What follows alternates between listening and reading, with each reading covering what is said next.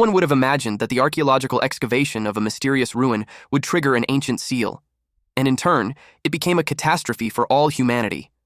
A strange blood-cola-crimson mist quickly spread across every city.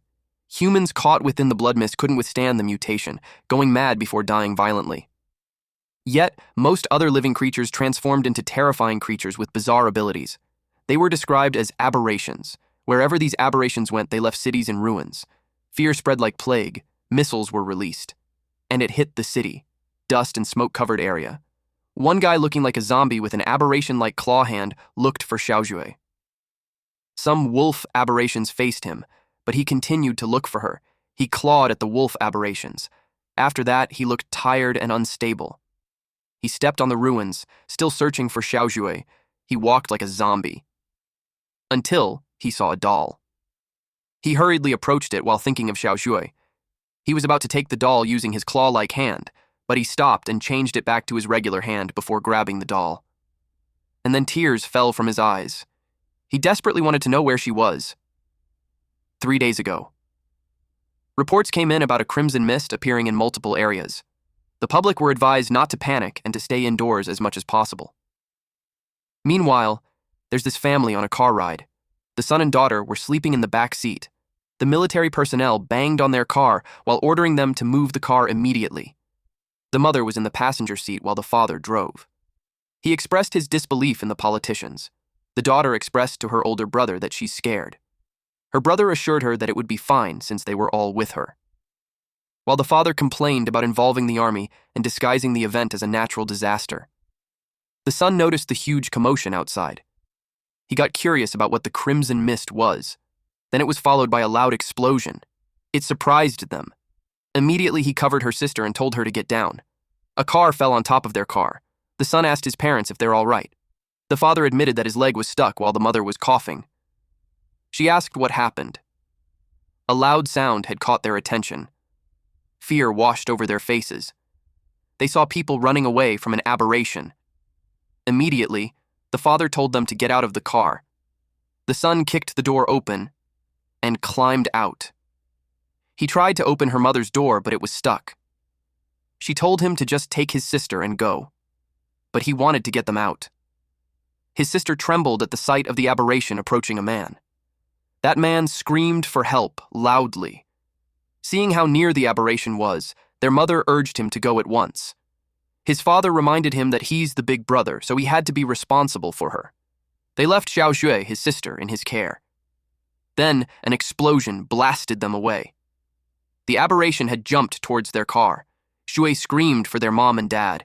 The aberration got agitated with the ruckus. It targeted them. Xue wanted to go to their parents, but her brother dragged her away.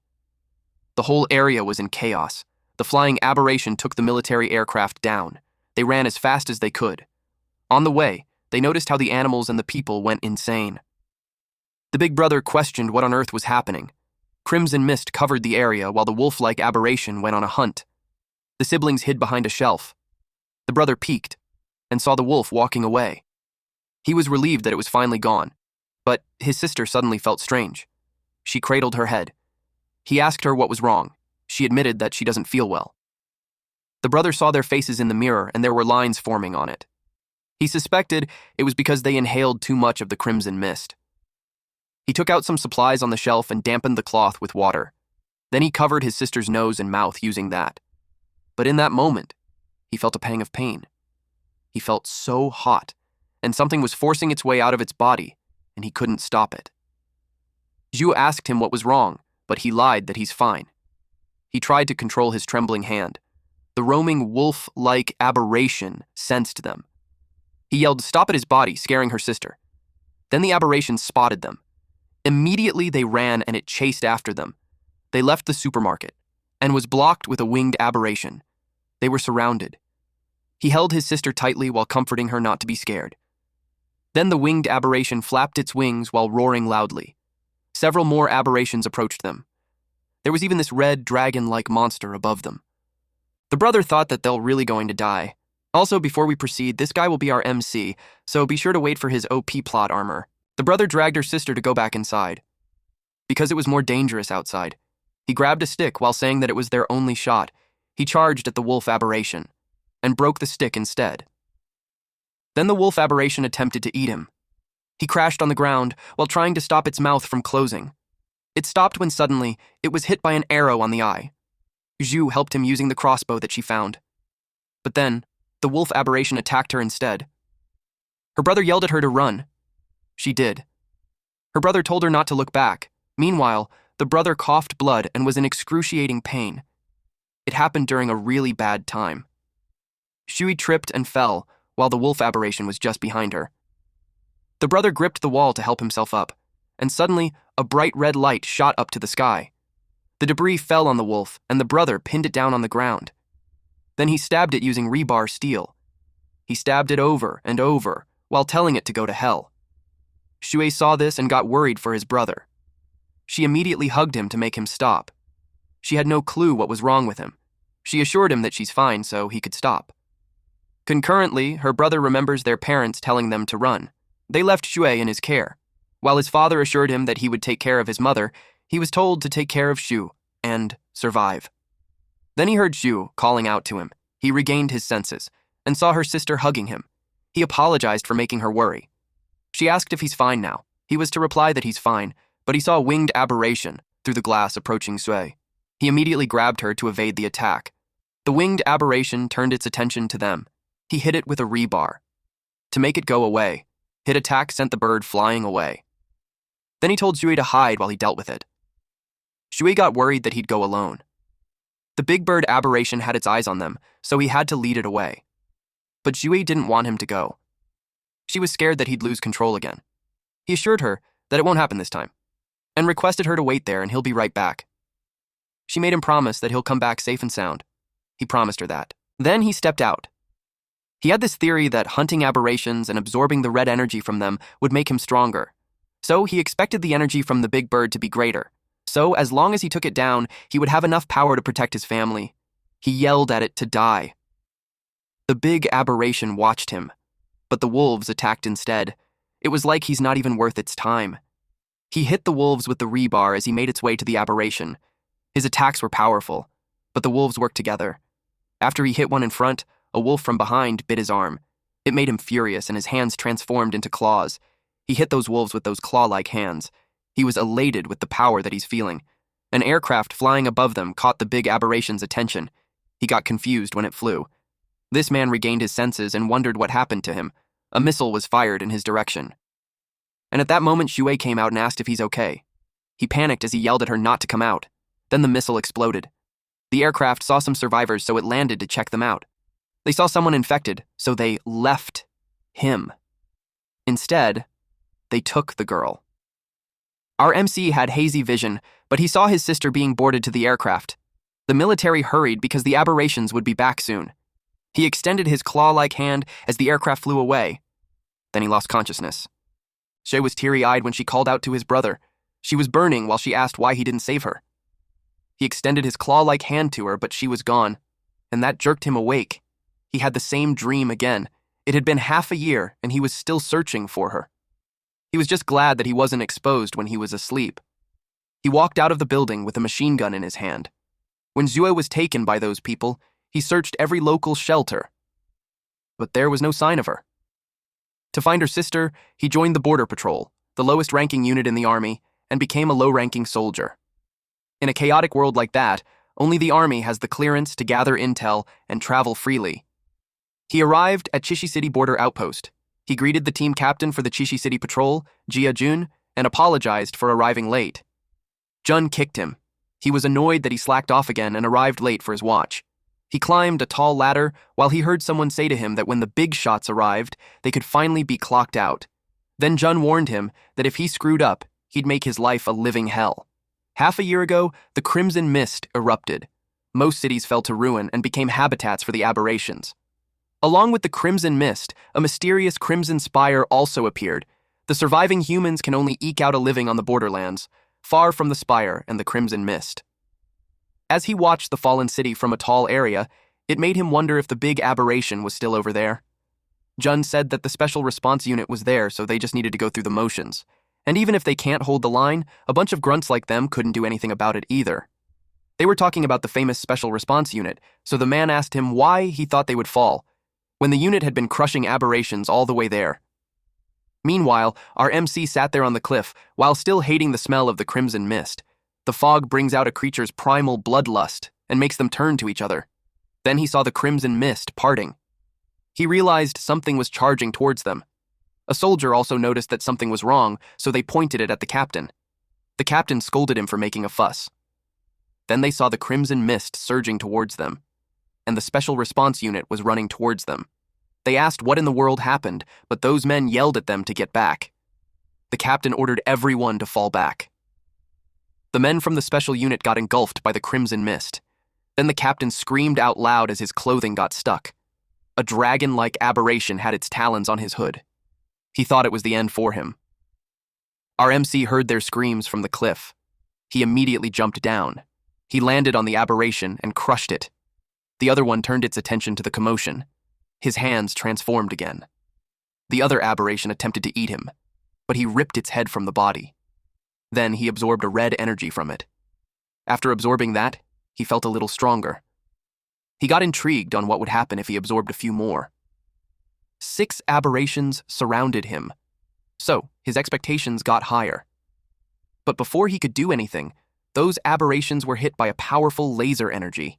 He wondered who was there. A silver-haired woman was surprised to see him. This was the Blazing Blood Detachment Captain, Song Rui. He immediately recognized that it was someone from the Special Response Unit. He knew it wasn't good for him. He had to change back quickly. Rui ordered the unit to leave no one alive. Her men surrounded him. He raised his arms and told them not to shoot.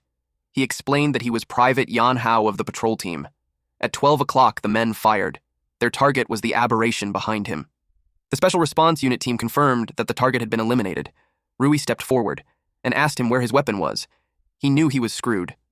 Before Hao could answer, the man from the Special Response Team received an order for all units to withdraw from the outpost to the temporary defensive line, and no one was allowed inside without Officer Song's permission. Inside the tent, Rui received a report that there were 37 casualties at the sector outpost. Among them, 2 were from the Special Response Unit's Ember Blood Squad, and 30 were from the patrol team. That concludes the casualty report for the incident. Hao had to ask on why he was being detained. He claimed that he was a victim too. Rui read to him that at 17:23, he left his post without authorization for 2 hours. Shortly after he returned, the Crimson Mist riot occurred. She gave him the chance to explain himself. He needed to find a way to talk his way out of it. He stuttered at first, then he explained that he took a nap in the nearby ruins but had informed their captain. His teammate said that he's late for every mission, and the captain always lets it slide. This rat annoyed him. He threatened him with his gaze that if he continued spouting nonsense, he'd kill him. The man warned him not to frame the captain. Rui realized that their patrol team has quite a few problems. As if sensing he was being talked about, Jun sneezed. He was wrapped in bandages all over his body, but the doctor assured that he's not going to die. All his tests came back pretty normal. But the team member beside him doubted if that could really be considered normal. Back in the tent, Rui reads the file that says that he only passed basic training 3 months ago. In the last battle, even the Special Response Unit lost 2 people, yet Hao managed to survive. Hao replied that he's scared of dying, and he was on a track team back in school, so he was faster than most. He claimed that when he saw the Crimson Mist coming, he ran. She asked him why he would join the army when he's scared of dying. She asked if he had some other objective. During the 6 months he had been searching for Yu, he had been constantly killing and absorbing low-level aberrations. He gradually learned to control his transformations between beast and human form. For half a year, he avoided people like a lone wolf. He used the most primitive method to search every ruin, visiting every human settlement. As a soldier, Rui called him a coward who clings to life. She was mad that he abandoned his post and withheld information. She expected that he knew the consequences. He asked if she's going to execute him. She whispered in his ear, asking what was going on with his hands. That confirmed that she saw it. She asked why he would lie and what his real objective was.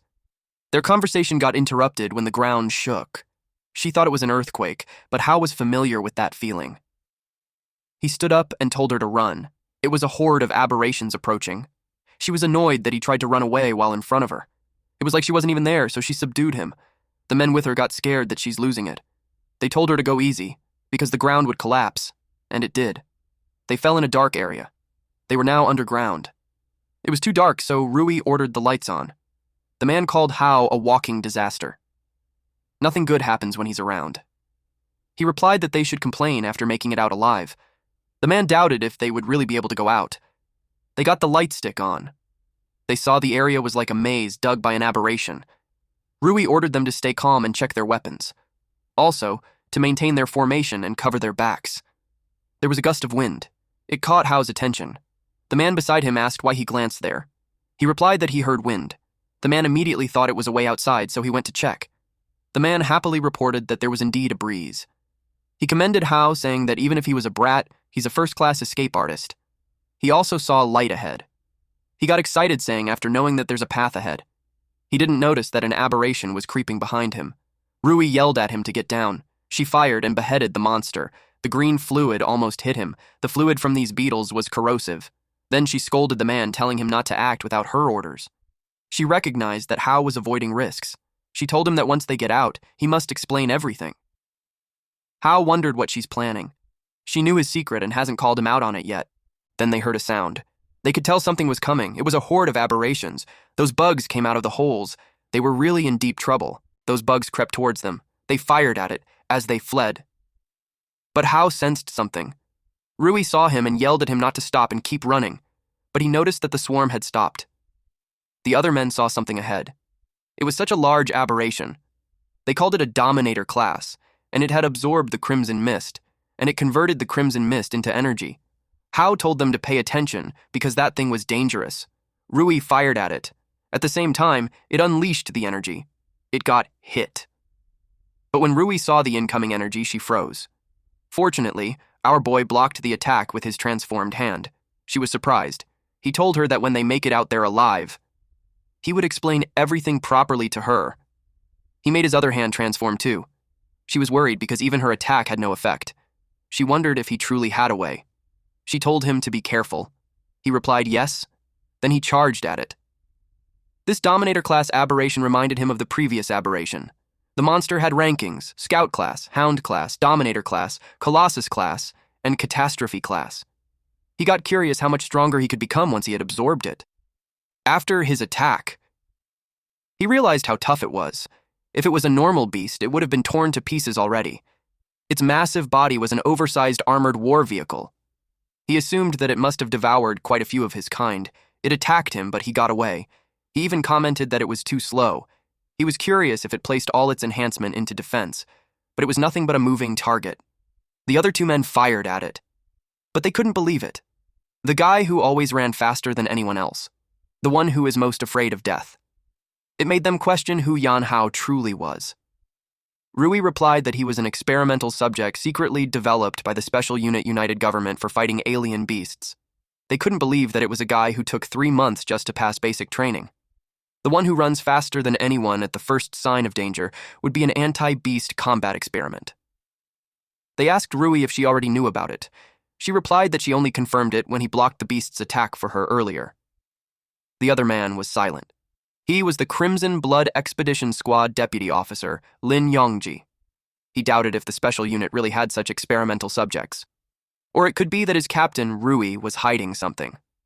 She explained that he escaped from the laboratory, and they didn't expect him to slip into the border patrol. The man inquired if the last Crimson Mist outbreak incident was because of Hao. She replied that it can't be ruled out, which was why she must investigate him. She warned the guy that it was top-secret information of the special unit, so whatever he sees or hears shouldn't be leaked out. She confirmed if the patrol soldier understood. He replied yes. The large aberration gathered energy on his mouth again. Then it released the condensed orb energy. And that's not good. He told the 3 to dodge. It hit the ground. Rui was able to evade. The unnamed patrol soldier was surprised that he's alive. Yongji grabbed him to help him dodge earlier. Then this patrolman saw that his leg was injured.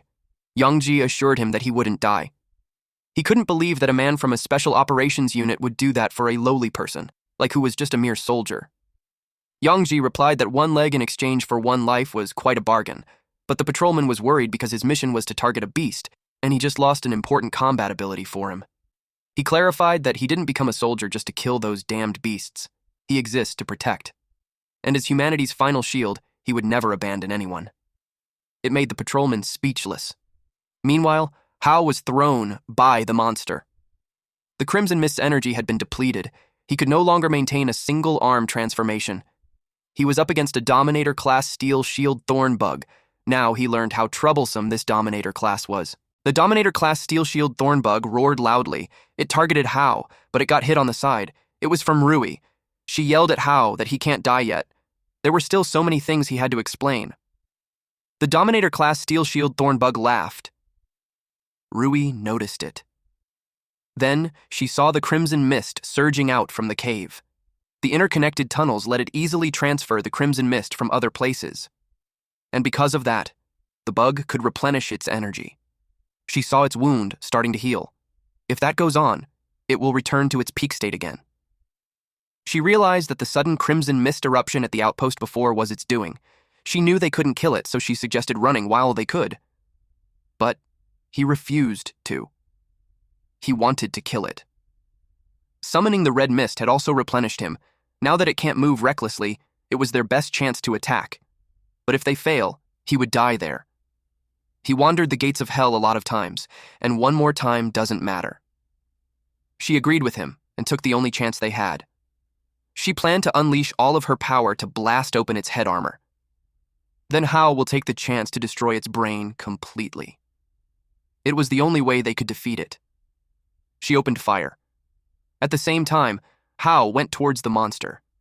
With Rui's attack, the head armor had been shattered. Then, Hao followed it up with his own attack and it landed on its head, and then continuously attack it. The green fluid leaked out of its body. Rui waited to find out if they succeeded. Hao fell from its head and crashed on the ground. She immediately rushed to his side. She asked if he's all right. She saw something fall on top of him. It was a photo. She didn't notice the black crystal on his hand. It dug to his palm. Deep in his consciousness, he was confused at first. And later, he saw himself, but he couldn't control his body. He realized that he completely turned into a beast. But he's confused about what he's doing. He wondered if it was like his life flashing before his eyes. He saw a glowing DNA. Eventually, he felt that he could move, and he felt something on his chest. It was the crystal inside the giant aberration. It looked like some kind of energy body. He was confused how it transferred on his chest when he was just holding it earlier. Then it absorbed the Crimson Mist. Not only that, but it also stores it. So even if he absorbs more Crimson Fog than before, and beastify further, he won't need to worry about losing control anymore. It was like insurance when he lost control. It would reclaim the Crimson Mist in his body and restore his sanity. That way, he could absorb the aberration without hesitation and evolve stronger. He doesn't need to worry about counting every kill. He was disappointed when he learned that the crystal had limited capacity. If it continued, it would burst.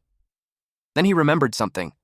In the bug's last move, it consumed a huge amount of Crimson Mist. Since it can absorb Crimson Mist, he converges it together.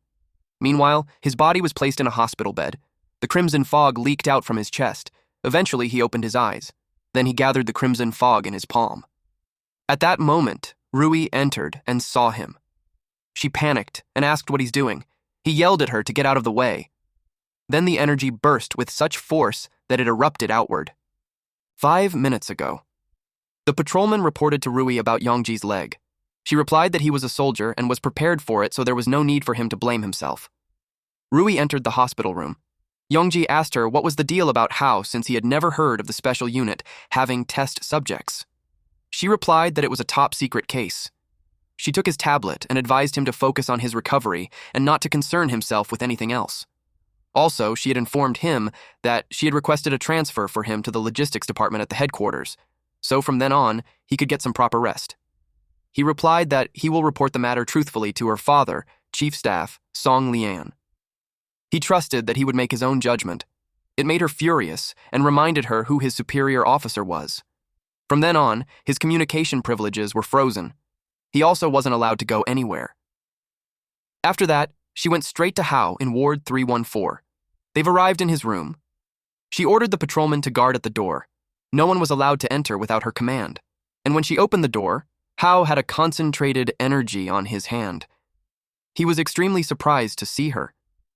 She asked what he was doing while he yelled at her to get out of the way.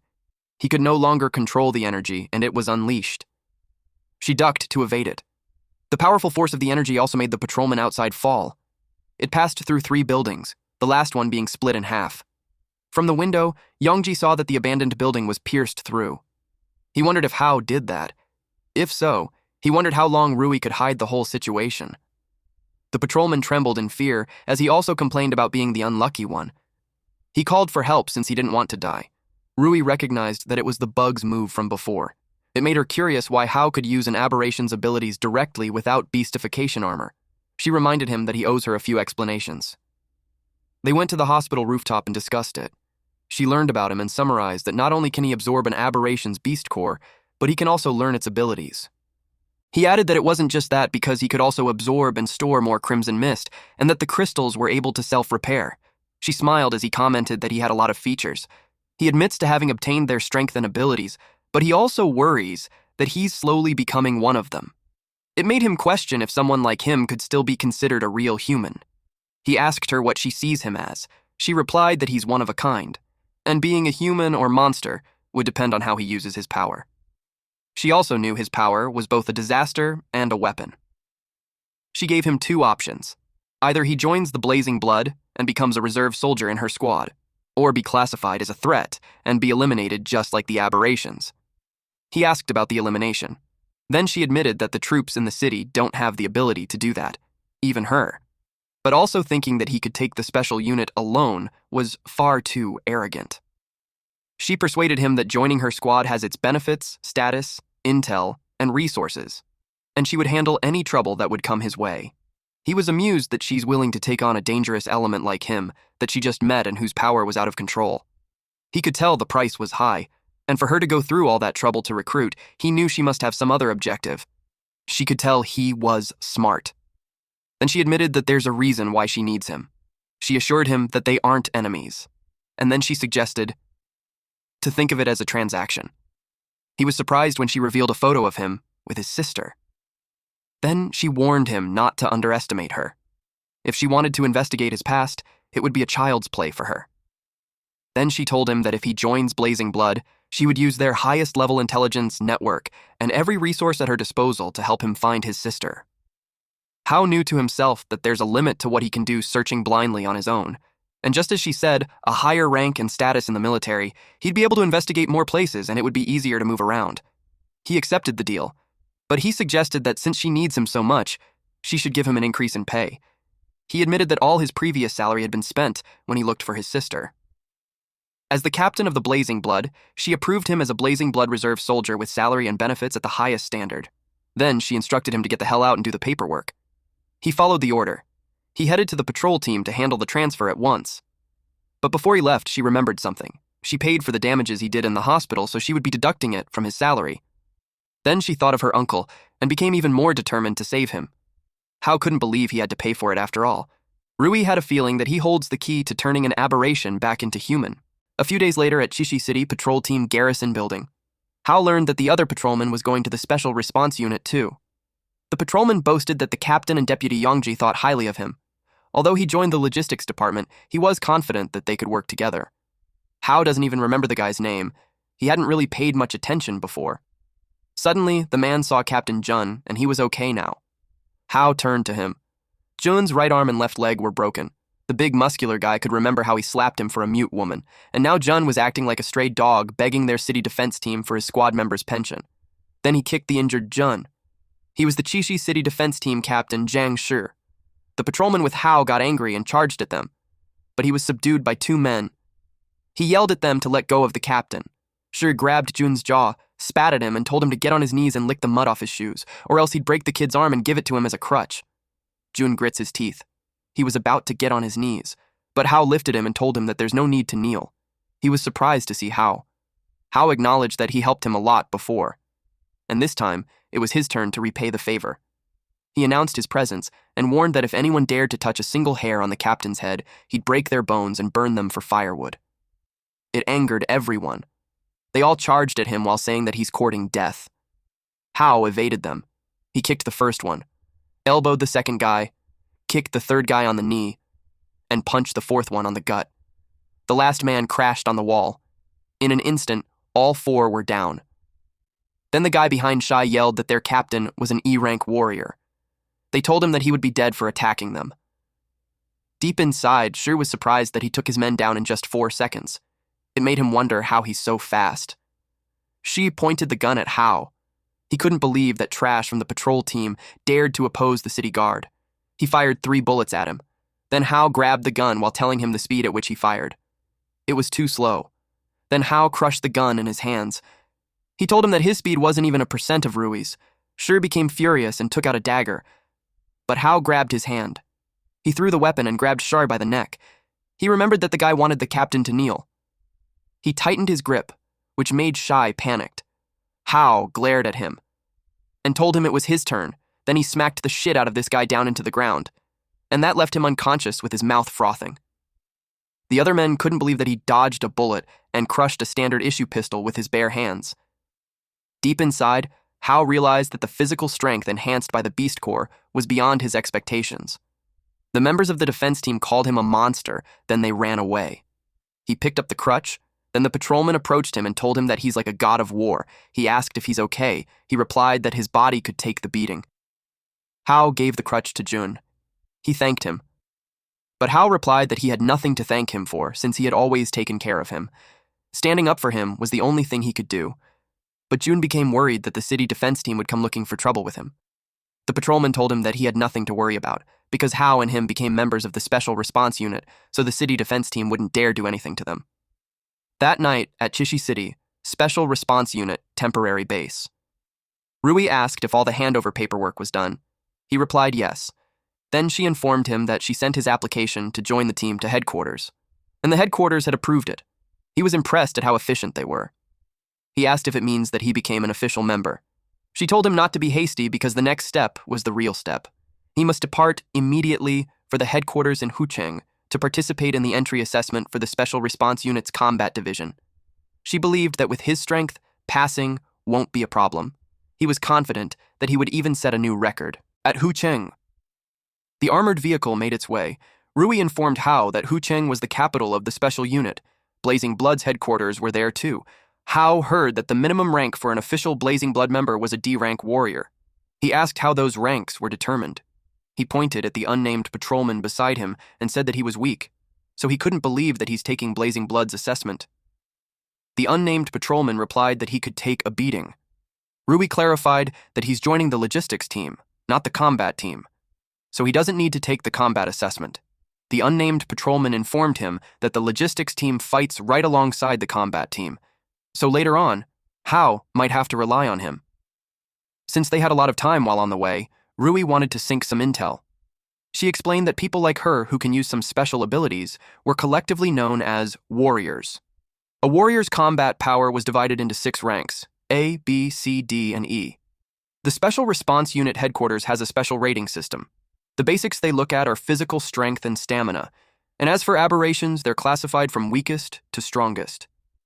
The 5 classes were Scout class, Hound class, Overlord class, Behemoth class, and Calamity class. Under normal circumstances, an E-rank warrior can defeat a Scout class aberration by the same logic.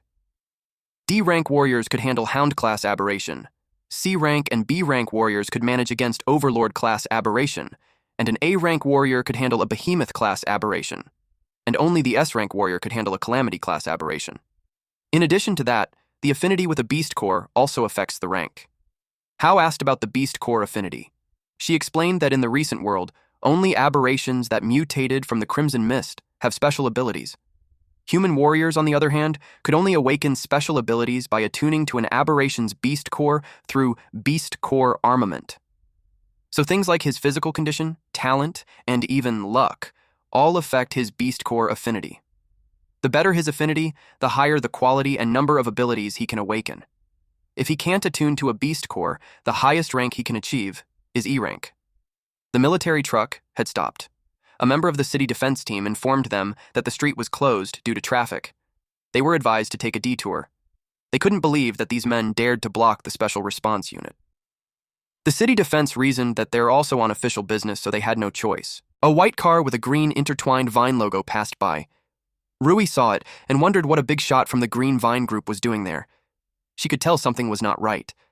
An hour later, at the Blazing Blood entry assessment site, the man in front informed everyone that Blazing Blood was humanity's strongest shield and the Special Response Unit's sharpest blade. He is Ling Yongxin, head examiner of Blazing Blood and also an A-rank warrior. He didn't care what kind of background they had, but once they're in there, they had to play by their rules. He also informed them that pulling strings won't be tolerated. He doesn't care who they are. If they didn't have what it takes, then they shouldn't even think of staying in Blazing Blood. The first event was the physical assessment. The first task was the 50-kilogram weighted 100-meter dash. Hao reached the end in just 5.10 seconds.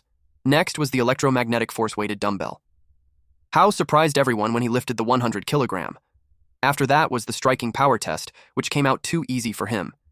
He actually broke the testing machine, so his score couldn't even be calculated. 10 minutes later, he informed the head examiner that he had completed all the events. Yongxin confirmed it and announced his score to be 198 points. It surprised everyone since the previous rookie record was only 140. Some assumed that he cheated. Someone approached Yongxin and raised a concern that the rookie record was 140 points. So this man, Zhang Jin, was the Chishi City defense team captain's younger brother, refused to accept that Hao exceeded the record. Yongxin replied that he supervised it himself, and it was all on camera. He got offended since it seemed like he was accusing him of letting Hao through the back door.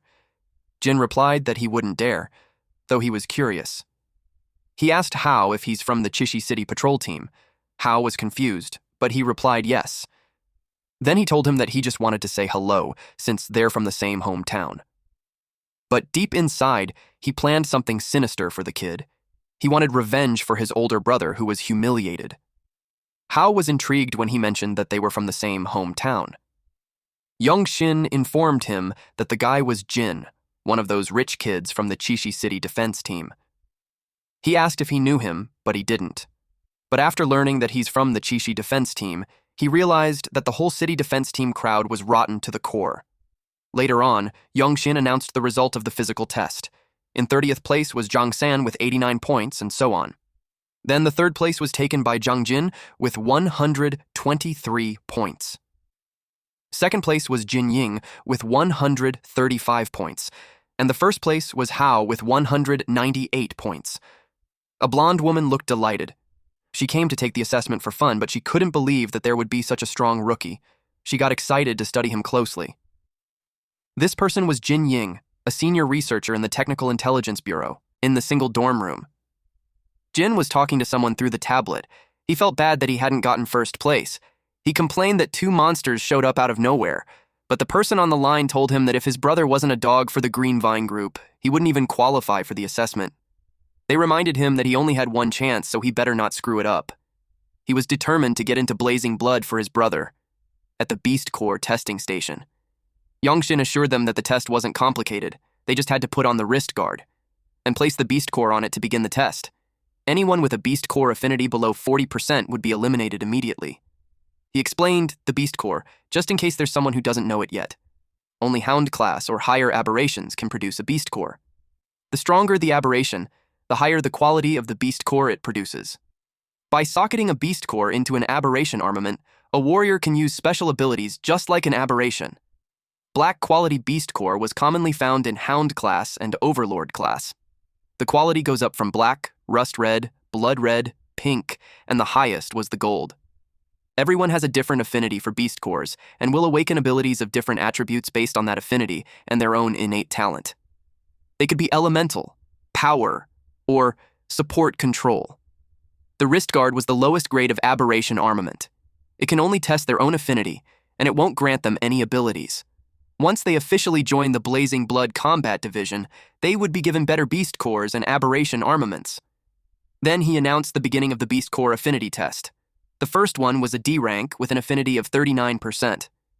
He fell into despair because he ranked 5th in the physical exam, and yet this assessment was even harder than killing aberrations. The next candidate was classified D rank with 56% affinity. He was so happy he passed and could finally join the Blazing Blood. Jinx was next. His eyes were red. He picked up the stone and placed it on the wrist guard.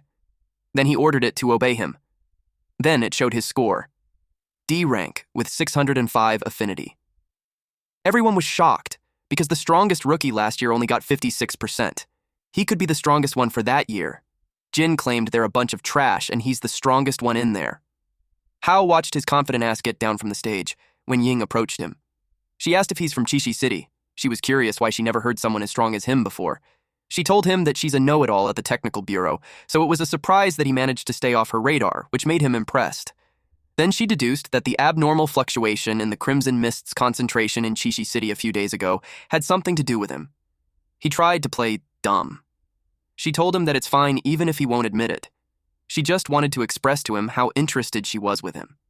He took the chance to extract information from Miss Know-It-All. She agreed to it. But she had a condition. If his score was higher than hers, she'll tell him anything he wants to know. Then she was called to go in front. She called everyone's attention and announced that she was about to break Jin's record. Hao got intrigued if she's that strong, while Jin insulted her. She picked up the black stone, spun it on her hands, and placed it on the wrist guard. Then it showed that she's a D rank with 78% affinity. Everyone was shocked. Then, they recognized her to be the Jingli girl. She grinned widely. Then when she went down, she emphasized how she proved that she can break Jin's record. It made Jin angry. Besides Hao, he couldn't let the stinking bitch get away either. Hao was the last one to be called. Since he learned how strong she was, he started to be convinced that she's not lying. It could be that she knew a lot. Ying asked him if he's feeling pressured. For a clue about his sister, he was determined to win the bet. He told her to watch closely. According to Rui, his rank was at least C rank.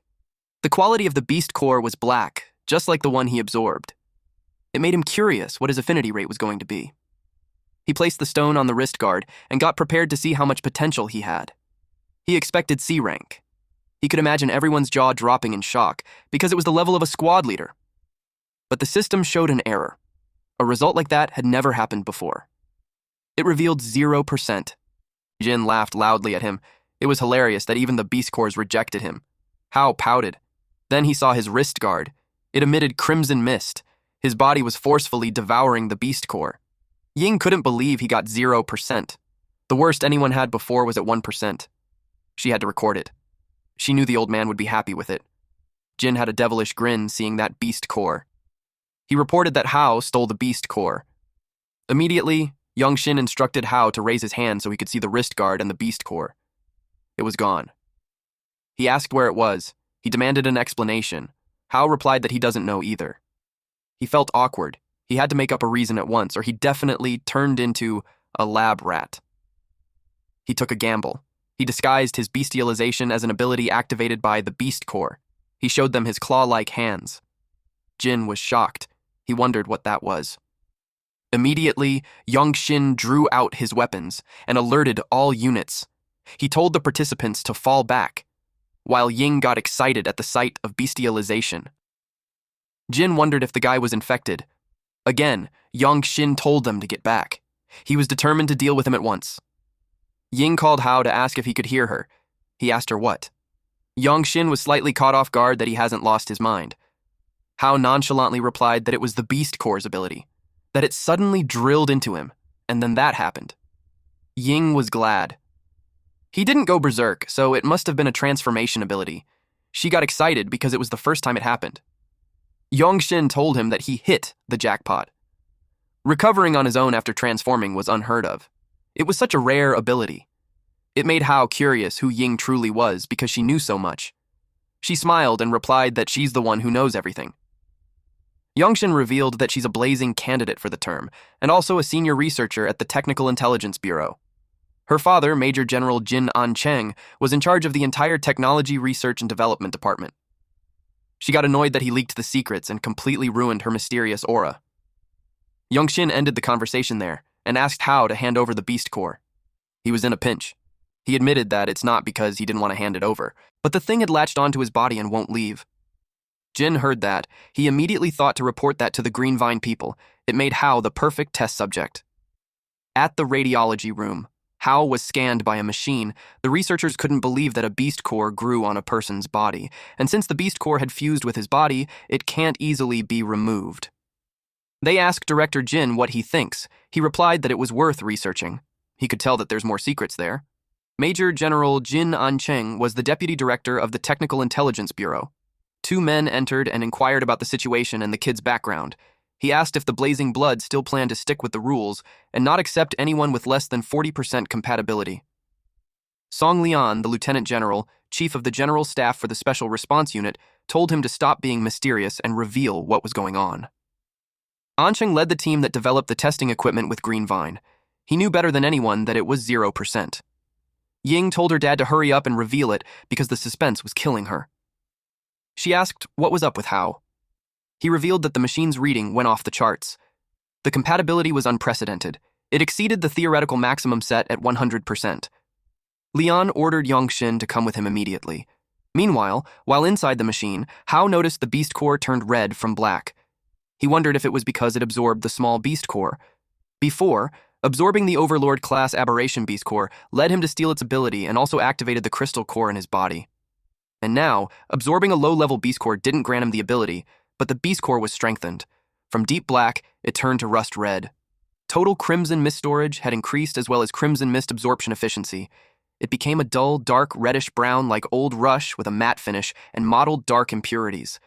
In other words, the stronger the beast, the stronger he'll become after absorbing it. At the Special Response Unity Blazing Blood headquarters, Rui argues with Lian. She brought Hao in there, so she asked him what was the problem with him joining her squad. He reminded her to watch her status and tone. He also pointed out how she's paying too much attention to that C-rank rookie. She insists to her father that she promised to bring him into her team. She asked him not to make her a soldier who can't keep her word. But Lian argued that a soldier's word is to the country, not to an individual. He also firmly told her that Hao already joined Yongxin's team, and that can't be changed. He asked if she planned to fight a fellow Blood Squad leader for a recruit. He ordered to return to her post. She could only comply. But deep inside, she was determined to find another way. At the Blazing Blood Barracks lounge, someone reported great news to Big News. It was Ying. She informed him that the newly discovered nest between Lake City and Redstone City was sending Blazing Blood rookies to explore. She applied with instructor Yongxin for them to team up. Yan Hao was identified to be a C-rank and a member of Special Response Unit Blazing Blood under Yongxin's squad. Later on, Yongxin briefed them that the mission objective was to investigate and assess the threat level. He warned them to stay alert. Even though it was a nest, it could have changed due to the crimson mist. Ying, a D-rank senior researcher at the Technical Intelligence Bureau, also became a member of Yongxin's squad. She told him that data collection was her strongest suit, so she got him. The threat level of the beast nest was divided into 4 levels: low, medium, high, and extremely high. There were also many different types like high to medium. The low-level nest they're going to was a hive type. Its characteristic was a simple structure, but the internal passages were complex, and the deadliest part was there was a massive swarm of stinger bees composed of a large number of worker bees and a small number of soldier bees. Hao asked if a single person can't take care of a hornet's nest. He couldn't believe that they needed 3 cars full of people. Ying replied that iron bees were not little honeybees. Suddenly, the driver noticed something strange. Hao saw the bees outside. He was surprised when he saw how big those bees were. Just as Ying said earlier, they were scout-class iron bees, and they're nothing like honeybees. The driver was the unnamed patrolman who became a private Special Response Unity service member. He told them to hold on tight. The bees released their stinger. It was how they attacked. Ying knew the armored car couldn't withstand that. Hao volunteered to handle the swarm outside. It was the perfect timing to try his newly developed move. His door melted. Then he jumped out of the car. He told them to find cover and defend. Then he charges at those bees. The unnamed patrolman was shocked and confused on what kind of ability used a door as a weapon. Ying explained that it was a transformation ability. Then she shared that during the assessment, Hao absorbed a beast core, and at that time, he could only transform himself, so she didn't expect him to be able to cover objects with the transformation ability. She got excited after learning that he could turn objects into weapons. She just had to record his combat data and study him carefully when they got back. Something was shot at Hao. The green stuff pierced through his arm. That aberration was stronger than the others since it could break through his defenses. He had to figure out where it was being shot from, otherwise he'll be worn down sooner or later. He told them that there's another enemy, but its location was unknown. He advised them to be careful and hide. They got behind a rock. One of the Special Response Unit members went the other way while saying that iron bees were afraid of fire. Ying yelled at him not to go out. As soon as he did, he got shot with the green spikes. And then fire engulfed him. Hao asked Ying where the green spikes came from. She saw that it was a hound-class queen bee. Its tail stinger has venom that can corrode armor below C rank. She couldn't believe that there's actually a hound class. It made the intel wrong since it wasn't a low-level nest at all. He sought their help in taking care of the scout-class iron bees while he went for the queen bee. She was up for it. She was an elemental type which had the basic ability of wind power. She unleashed a storm, and the gust of wind blew away the iron bees. The queen bee showed itself. Hao finally got it. It was a huge, menacing bee. He twisted the door and shaped it like a dual blade spear. Then he prepared himself to attack. He threw it with all his power. The spear traveled fast. It hit the queen bee. Hao had hit its vital point, but it was completely unfazed. It made Ying wonder how a hound class could have much power. She had a theory, so she told Hao not to let it escape, because it was about to advance to Overlord class. But Hao chose to lay on the ground and let it run since he's out of energy. And without any crimson mist to replenish, his energy was drained in an instant. He wished he stored some to fight the queen bee. Ying teased him if he's trying to play dead with his lifeless look. She asked if he needed a mouth-to-mouth. He replied that he's not interested in little kids. She got annoyed with his response. She gave her a Snickers bar while taking a break. He clarified that he's not out of energy because he's hungry. They were munching on it when the others arrived. They asked if they're okay. Hao replied that they're fine and suggested that they clean up the battlefield and set up a temporary camp, and the situation had to be reported immediately. Ying replied that she already reported it. When they checked, the queen bee was back in the hive, and the crimson mist concentration in the nest was still low. They could go in with their protective suits. Hao thinks they should wait for reinforcements. But she reasoned that the queen was injured, so it was a good opportunity to collect data and finish it off. And the threat level of the nest had risen to high-medium. If they succeed, they'll have completed a mission above their rank, and they would get a lot of benefits. Meanwhile, at the Special Response Unit headquarters, specifically in the Chief of Staff's office, Leon admitted that the highest-ups were currently very divided. It's not just people like them who want him to become a high-end combatant. There's also a bunch of mad scientists who advocate for using him as an experimental subject for research. He told Youngshin to keep a close eye on Hao because he's special. Suddenly, Youngshin received an urgent message. Leon ordered him to answer it. He received a report that the threat level of the nest Hao and the others were exploring was changing from low to high, and Ying had already gone in. It was absurd. Leon stated that Ying may seem unreliable, but she's meticulous. She wouldn't take such a risk, so he thinks something was strange. He ordered him to dispatch the nearest Blazing Blood unity for support. Rui will lead the team and depart immediately. Their primary objective was to ensure the safety of Ying and Hao, and the second one was to annihilate the beast nest. At that moment, Yongji came in. Youngshin thought he was still in the hospital. Leon clarified to Youngshin that he had his brother follow Rui. He asked if there was a problem, and Youngshin replied, no. So he ordered Yongji to report to Rui immediately and serve as her adjutant. Youngshin realized that it was him who arranged for his brother to be by Rui's side before. Leon did it for his daughter, despite not knowing why she's so interested in Hao. Meanwhile, Hao and Ying roamed the nest. Only him and her had the protective combat suits that can resist the crimson mist. He hoped everything would go smoothly. She saw the energy readings hadn't changed that much. But once the queen bee from earlier evolves into an overlord class, the difficulty of clearing the nest would increase dramatically. Hao sensed something, so he told her to stop. The queen bee showed up. This time it's a mutated iron-armored needle queen bee. Its size and oral apparatus on its tail could mean that it's an overlord class. She couldn't believe that it actually succeeded in evolving, when the low concentration of crimson mist shouldn't support such a rapid advancement. Not only that, but the other Scout class poison needle bees had also been enhanced. She realized that the crimson mist concentration there has long since far exceeded the warning level.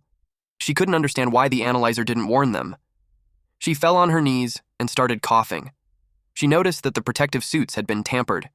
The effectiveness against the crimson mist had been weakened. It led her to think that there's a mole in blazing blood. The crimson mist increased. He took her hand and ran to retreat.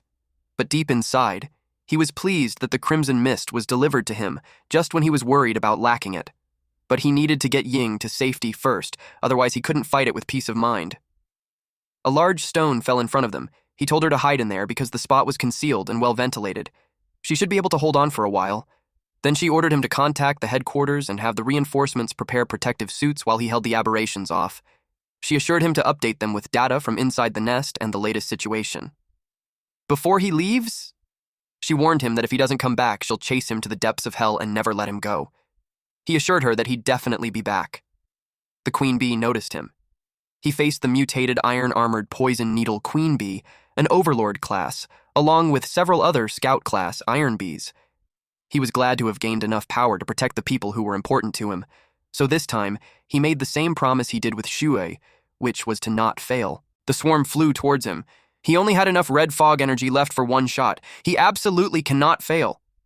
He focused to condense the energy on his hand, and then he detonated it. This attack was the Crimson Condensation Blast. It was a powerful explosion. That could even be seen from outside the hive. He wondered if it worked. But then the crimson mist spread, and the bees came out unscathed. He couldn't believe it. Meanwhile, 3 minutes ago, Ying couldn't believe that someone had tampered with the analyzer. She fixed it so it should measure the crimson mist concentration accurately. It warned her that the crimson mist exceeds limits. The readings were so high, they were more than double the alert value. Suddenly she felt a gust of wind. It led her to think that an explosion happened outside. It wasn't an ideal scenario. The explosion stirred up the crimson fog, making it even thicker. By absorbing the high-concentration crimson mist fog, the bee swarms were able to evolve rapidly. Even the lowest scout class ones have evolved into hound class. They attacked Hao. He noticed that there were more of them, and they're getting stronger. Even with the crimson fog around, his replenishment rate can't keep up with his consumption. If that continues, he'll be drained. Ying got worried if he could hold on. Then she noticed his neck. There was a symptom of crimson mist corrosion. She realized that his protective suit must have been tampered too. She watched the measuring device. The readings continued to rise. She knew Hao would lose control. She helped by blowing away the crimson mist around him first. So, she released a wind pressure blast. When she found the timing, she detonated it. Hao was confused when the crimson mist around him had been blown away. He cursed because his energy supply had been cut off. The bees released their green stings. He blocked it using his forearm. The stings got stuck on his arm, and that's when he realized it had a paralyzing effect. It released more stings behind him. He knew he couldn't dodge it. Suddenly, someone arrived and blocked the stings using his body. It was Yongji. He was a C-rank strength type. His basic abilities were body fortification, hardening, and super sensing. His beast core source was an overlord pangolin. He yelled at Hao to focus, since the fight wasn't over yet. The bees surrounded them. In an instant, it got cut with laser attacks. It was done by Rui. She's a C-rank elemental type with basic abilities such as electromagnetism, and her derived abilities were lightning strike, railgun, iron sand, hacking, and magnetize. Her beast core source was a behemoth-class eel. Hao asked what she was doing there. She explained that they have received orders from headquarters to support them. She ordered all units to charge and clear out those damn bugs. Her squad followed her orders and charged in. Team A suppressed the forward passage with high heat. Team B covered the mid-range with fire. Yongji and Hao were ordered to fall back to recover. They followed her orders. At the same time, the queen bee had targeted them. Those who saw it first warned them. But Rui ordered them not to look back and to continue running. She didn't expect the queen bee to be an overlord class. She had to use her move. It was the electromagnetic annihilation attack. It was a high-voltage electric field created by the move, and it will destroy and paralyze all objects within its range. They saw her attack and hit something. When they saw it was the queen bee, they realized it was the one mentioned on the intel, and it was escaping upwards. But since Rui paralyzed it, it won't get far. She ordered an annihilation of the surrounding swarm to prioritize rescue. Hao couldn't believe how strong she was. Yongji looked proud when he shared the last time in Redstone City. Rui hadn't even brought her main combat gear, and she wasn't wearing her combat suit, so she couldn't use her abilities at full power. She looked for Ying. Hao pointed to where she's at. Then Ying called her. and stated that had she been 10 minutes late, they would have been retrieving her corpse instead. She told him to treat her when they got back because she still owes her for also saving her last time. They had completed the first mission, which was to rescue the wounded, so they asked what their next move would be. She was ordered to exterminate the swarm and eliminate the threat of the beast nest. Meanwhile, Hao used the chance to quickly replenish some crimson mist energy. The crimson mist cannon blast didn't manage to finish off the queen bee, so he had to try again. He finished replenishing his energy. When he heard a noise, all of them got nervous and alert. The queen bee absorbed all the crimson mist from the entire nest. It looked like it was going to level up again. The reader warned them that it was about to break through level 4. Ying wondered where all the crimson mist came from. She got suspicious that the beast nest was actually a high-level one. The queen bee made a loud noise, which made a large sum of hound-class bees appear at the rear. Hao told them to handle the swarm, and he'd handle the queen bee since he had a way to deal with it. Rui announced to all the units to attack the swarm and cover Hao. Hao had to finish it for good, or else everyone in there would die. He hit it continuously, but his claws weren't enough. He released a crimson condensation blast again. It exploded in the area. He waited for the smoke to vanish to check if it worked, but it retaliated by unleashing its stinger. He realized that just bombarding it with energy wasn't enough to deal a fatal blow. He needed to find a suitable weapon. Then he noticed the queen bee's stinger on his side. He picked it up and used a bestialization coil. He held it like a sword. Then he approached the queen bee while evading its attacks. He coiled all his remaining crimson mist energy on his weapon. He prepared to return the favor of being granted a weapon. He held it tightly and sliced the queen bee with all his power. It caused another explosion in the air. After that, only the red beast core had remained from the queen bee. It was an overlord-class beast core, and he caught it. As soon as he touched it, he felt a pang of pain on his chest because the energy was so strong. It filled up the crystal core inside his body in an instant. He couldn't take it anymore. Meanwhile, Rui and the squad dealt with the swarm. Eventually, they wiped it all out. Ying expressed that he felt weaker. Rui ordered everyone to support Hao at once, but when she saw him, he was down on the ground. She called his name, concern evident in her voice. Hao was unconscious. They hooked him up on a monitor and saw that his heart rate was spiking and neural signals were erratic. He was exposed to too much red mist, so he could lose his mind anytime. Rui ordered Yongji to use the medical pod and block the neural transmissions. They moved to the temporary camp outside the nest. The unnamed Special Response Unit service member asked what was wrong with Hao. Yongji replied that Hao was fine. Rui assigned Ying to adjust and monitor the medical pod's parameters since she was a tech officer. The medical pod activated and anesthetic injection commenced inside. Ying told Rui that it was only a temporary fix. They still need to get back to the headquarters fast for proper treatment. Rui knew that. Meanwhile, inside Hao, he was being choked by a powerful version of himself while telling him to surrender his body and embrace the beast transformation. He assumed that it was his end. He thought of his parents and sister and felt apologetic towards them. He accepted that it was all over. But then, he saw his parents encouraging him to live. And also, Shui was there, reminding him of his promise to come back safe and sound. He remembered that she was still waiting for him. Then his colleagues surrounded him and told him to wake up. Ying refused to let him give up. They keep telling him he can do it. He realized that everyone was waiting for him. It registered to him that the fight wasn't over yet. He felt determined to live. He still had to find his sister and protect everyone, so he refused to go down. And he knew it wasn't just his responsibility, but his other self too. He broke free from the grip of his powerful self and got that other version of him chained up.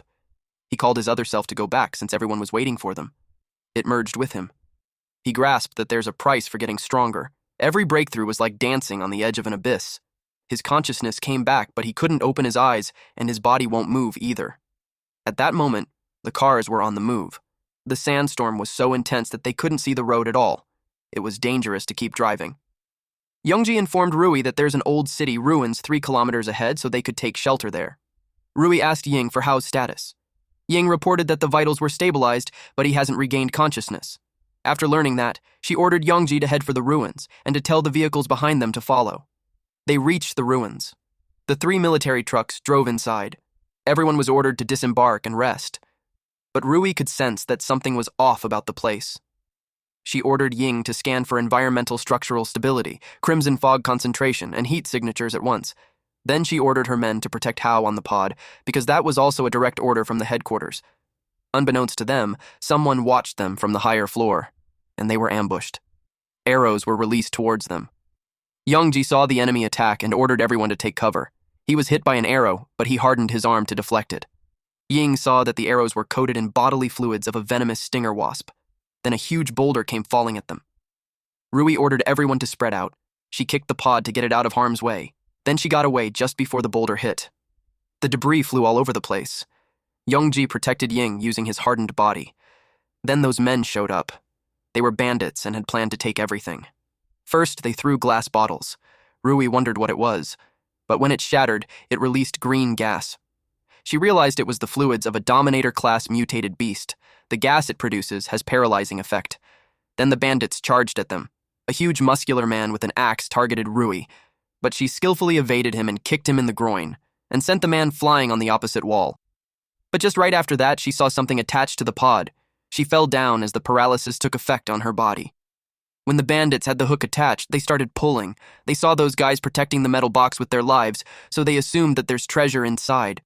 But Ying tried to go after it while yelling at them not to touch him, but someone shot an arrow on her ankle. She fell down and bled. She was in despair as she watched Hao get taken away. Meanwhile, inside the pod, a U-shaped mark appeared on Hao's upper chest, stretching from one side of the neck to the other. From the top ends of the U, a line extends to each shoulder. The mark glows faintly. Even when she was in pain, all she could think of was to save Hao. Rui told her to hang in there as she pulled the arrow. Inside Rui's head, it was such a failure since not only Hao was taken, Ying got hurt too. She broke half of the arrow, then bandaged her up. It was all they could do at the moment. She advised her not to move. Ying noticed how the bandits set up an ambush before they even got there. She finds it strange, and it made her wonder how they knew about their movements. Eventually, Youngji reported that the scene had been secured. Most of the vagrant bandits escaped while they were poisoned. There was a severe sandstorm outside, so she knew they couldn't have moved Hao above ground. With that, she suspects they had gone underground. Her men found an abandoned elevator shaft. A preliminary search suggests it was a passage to their hideout. She assembled a team immediately. Their next operation was a man-to-man combat with the objective to retrieve Hao. Rui ordered A-Team to secure the exit and protect Ying, while Youngji and Team B would rappel down with her. She reminded them that failure is not an option. The unnamed Special Response Unit service member wanted to go with them, but Rui refused because he's not a combatant and they don't know what was in there. The A-Team would protect him and Ying above ground, but he insisted because Hao was his best friend and the one who saved his life. So now that he's in danger, he just couldn't sit and wait. That convinced Rui. She warned him to stay close and not fall behind. Meanwhile, the bandits arrived at their base. They complained that the coffin was heavy, but it also made them curious about what was inside. They expected it to be good. One bandit carried an axe and told everyone to get out of the way. He raised his axe and hit the pod. The person who initiated to open the pod was the bandit leader, but he soon learned that the pod was tougher than a vault. They broke several crowbars and sledgehammers on it, and it hasn't even budged.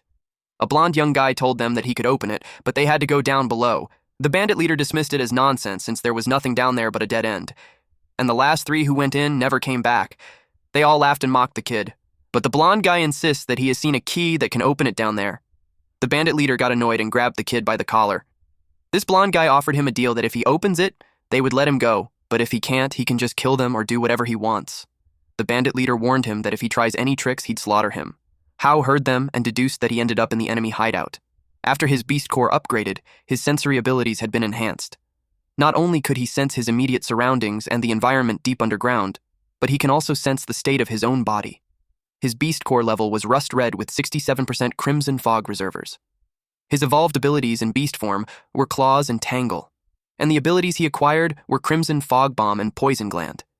He suspects that the poison gland came from the queen bee. The bandits arrived at the deeper floor. There was a fossil of a large creature in there.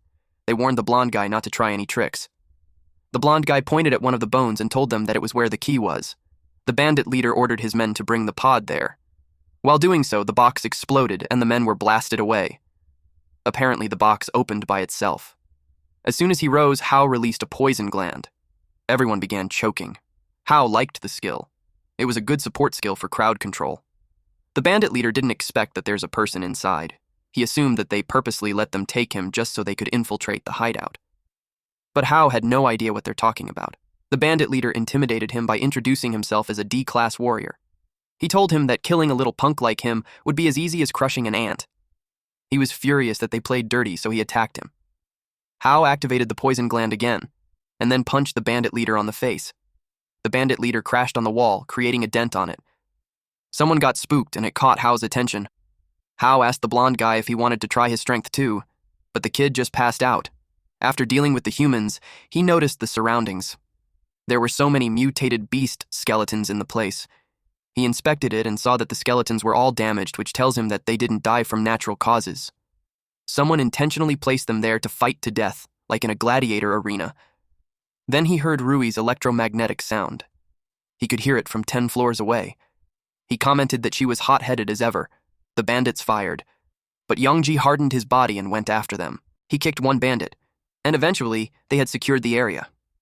But there was still no sign of Hao. Rui ordered them to keep searching. They noticed that there were mutated beast claw marks everywhere. It led them to think that the place holds some secret. They approached the pit, and one of the military men reported that the detector signaled that Hao was below. But then suddenly, the signal disappeared. Rui immediately suspected that the pod was destroyed, which puts Hao in danger. But suddenly Hao just jumped out of the pit with a passed-out blonde guy on his arm and greeted everyone. Our MC's back.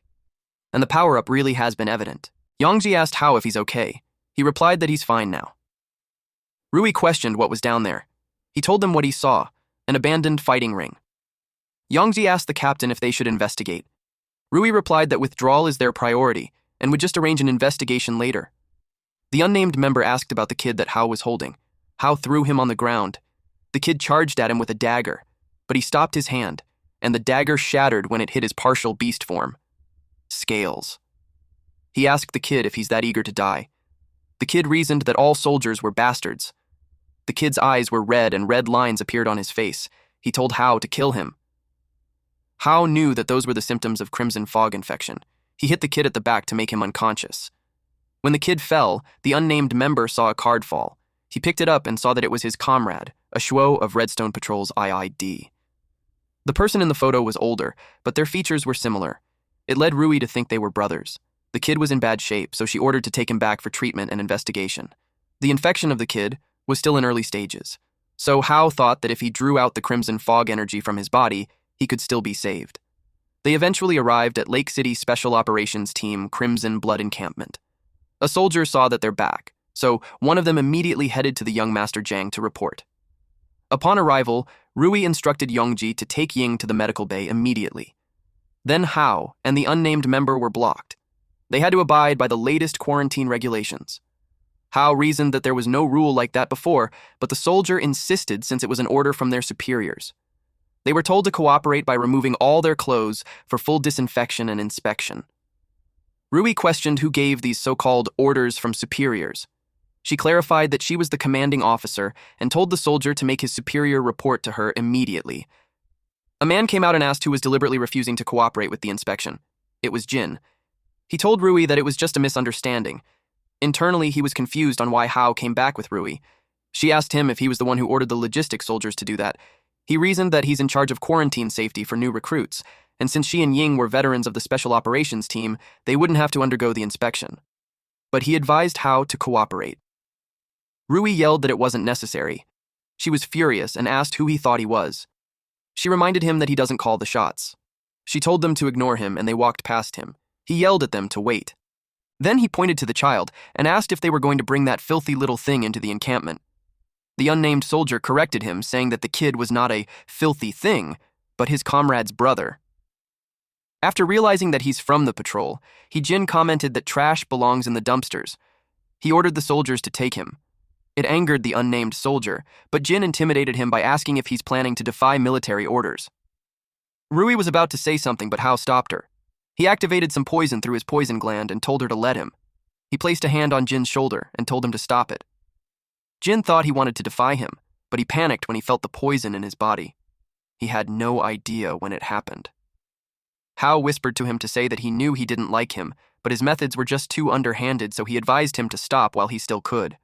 Then he pointed out how, with just a few words, Jin already fell on his knees. RMC then told the soldiers to take back their new team leader since he looked tired. They assisted Jin, who was furious with Hao but couldn't move his body. Rui asked what he had done. Hao simply replied that there's nothing to worry since he just made him lay in bed for a couple of days. A few moments later, they went to the medical laboratory. Ying informed Ancheng and Lian that her combat suit was deliberately smeared with a slow-acting corrosive agent. After exposure to high concentration of crimson fog, its protective function failed.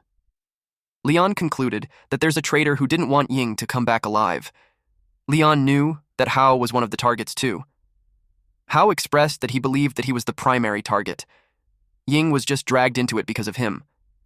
This led Lian to decide that both of them were suspended from field missions until it was all cleared up. Anqing told him that they had bugs to clean out at the headquarters. He hoped that he would send someone trustworthy to protect his daughter and Hao.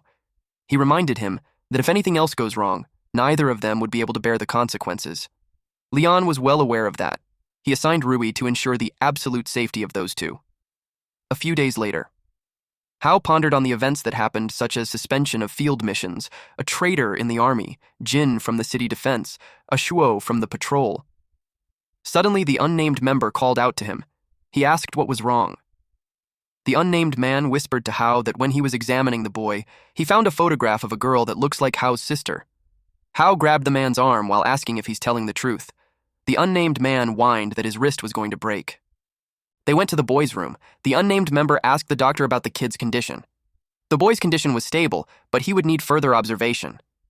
The infection was very severe when he first arrived, so the doctor was puzzled on how he suddenly got better those past few days. Hao approached the kid, which made the doctor question what he's doing. Hao requested the doctor to step aside for the Crimson Blood investigation. The doctor was worried. He understood that the kid was a bandit, but the way that the kid's infection symptoms had subsided was highly unusual. He hoped Hao wouldn't do something. Hao was well aware of this because, after all, he was the one who cleansed the crimson fog infection from the body. He saw the photo, and Shui was there. The boy woke up and raised his tone when he asked what Hao was doing. Hao asked where he saw the girl. The boy revealed that it was 6 months ago at the refugee settlement. Then he asked where she was now, but the kid doesn't know. He got frantic as he screamed that they were all gone, including his brother, who promised that he'd be right back if he just waited there. Hao remembered the same scene with her sister, and his promise to come back for her. The unnamed man informed Yan that a Shuo was sent to evacuate refugees back then, but got transferred to another mission during the evacuation. And then he went missing. Hao was puzzled on why he was assigned on another mission in the middle of that one. The unnamed man had no idea, so he suggested looking more into the mission files for the specifics. Hao absorbed the crimson fog from the kid. The unnamed man was confused about what he's doing. He told him not to tell anyone else about it.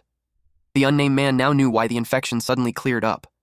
Hao told the kid that he would help him find his brother, but he had to tell him everything he knew about the girl in the photo. The kid wanted assurance that he'll really do that. Hao encouraged him to trust, because doing so was beneficial for both of them. The boy started to narrate what happened 6 months ago. After that, at the barracks cafeteria, the unnamed man asked Hao if he's really going back. Hao was certain of that since Shuo had already been on a mission for half a year. He could no longer wait. The unnamed man brought up Rui. She told him that there was a mole in the army that was trying to harm Hao, so he was ordered to stick with him and report any intel back to her. Hao was firm when he informed him that he came there for Jui, and no one could stop him. Suddenly, Rui showed up behind him and asked who was trying to stop him. She was with Ying. The unnamed man asked Ying if her leg had healed. She replied that Crimson Blood has amazing top-tier medical care. Rui suggested that they move somewhere else to discuss. They transferred to a small conference room. Hao asked them how they all knew. Ying showed him the surveillance camera at the kid's room. The unnamed man was horrified when he learned that Ying was spying on them the whole time. She commented that he phrased it harshly, when she was just trying to protect everyone. There were some internal issues, so it's not impossible that someone could suddenly get kidnapped. Rui admitted that she was the one who had Ying pull up the surveillance footage, and the doctor came to her and explained the situation after he left them. She told Hao that she's not going to stop him. She promised him before that she would help him, so she hoped that he would trust her too. He was touched. Ying added that he should have more faith in her too. She also showcased her own special methods of investigation, and the unnamed man passionately expressed to Hao that he'll always support him. Rui asked him what his plans were. She requested him to explain his plans in detail. He agreed to it. Meanwhile, at the ruins on the outskirts of Redstone City, Before entering a dilapidated building, she was asked for the password. He replied, "Everywhere," and was allowed to come in. He informed the man on the couch that he had urgent business with Chief Hong. The man replied that Chief Hong had no time to see him. She replied that Hao was on his way to Redstone City from Lake City. The man replied that Chief Hong already had intel on Hao. Because of that, she was positive that Hao would meet his end. A few days later at the Redstone City outskirts checkpoint, the city guard had to inspect all entering vehicles. It was chaotic. Rui complained that the line was a total mess. She never saw them so active in defending the city before. Hao was impressed with her nice car. He didn't know that she had that kind of hobby. Since they weren't going there for official business, they can't use the military vehicle, so using her car was more discreet. The unnamed man asked if it was okay to leave Ying at the headquarters by herself. Rui had Youngji keep an eye on her, so she's confident that there wouldn't be any problems. Hao added that Ying had her own way of helping him investigate. She had to stay behind because that thing could only be accessed from the headquarters. Also, Ying could provide remote support through military comms. The window of their car was knocked for the security check. Suddenly, a guard informed everyone that there's an approaching beast 1 kilometer away. It was a pack of iron spine wolves. The defense soldiers fell back as fast as they could. Rui got furious that those men just left them all stuck there. Hao got out of the car and gestured that he'll take care of the monsters. The people ran as fast as they could as the iron wolves approached. One person was about to get bitten. Luckily, Hao clawed at those aberrations. He told the others that if they want to live, they should run. Then he faced the Scout-class iron spine wolves. The scene was so familiar to him. It was the same during his first encounter with them, and that time, he lost his sister. But now he refused to let that happen again. The defense soldiers saw him and couldn't believe that he took out the whole pack of aberrations in an instant. They quickly sent someone to notify Shai that the person had arrived in Redstone City. Those wolves were a piece of cake to Hao. The unnamed man was impressed with him. Rui promised him that she'll handle the rest. She called the defense soldier.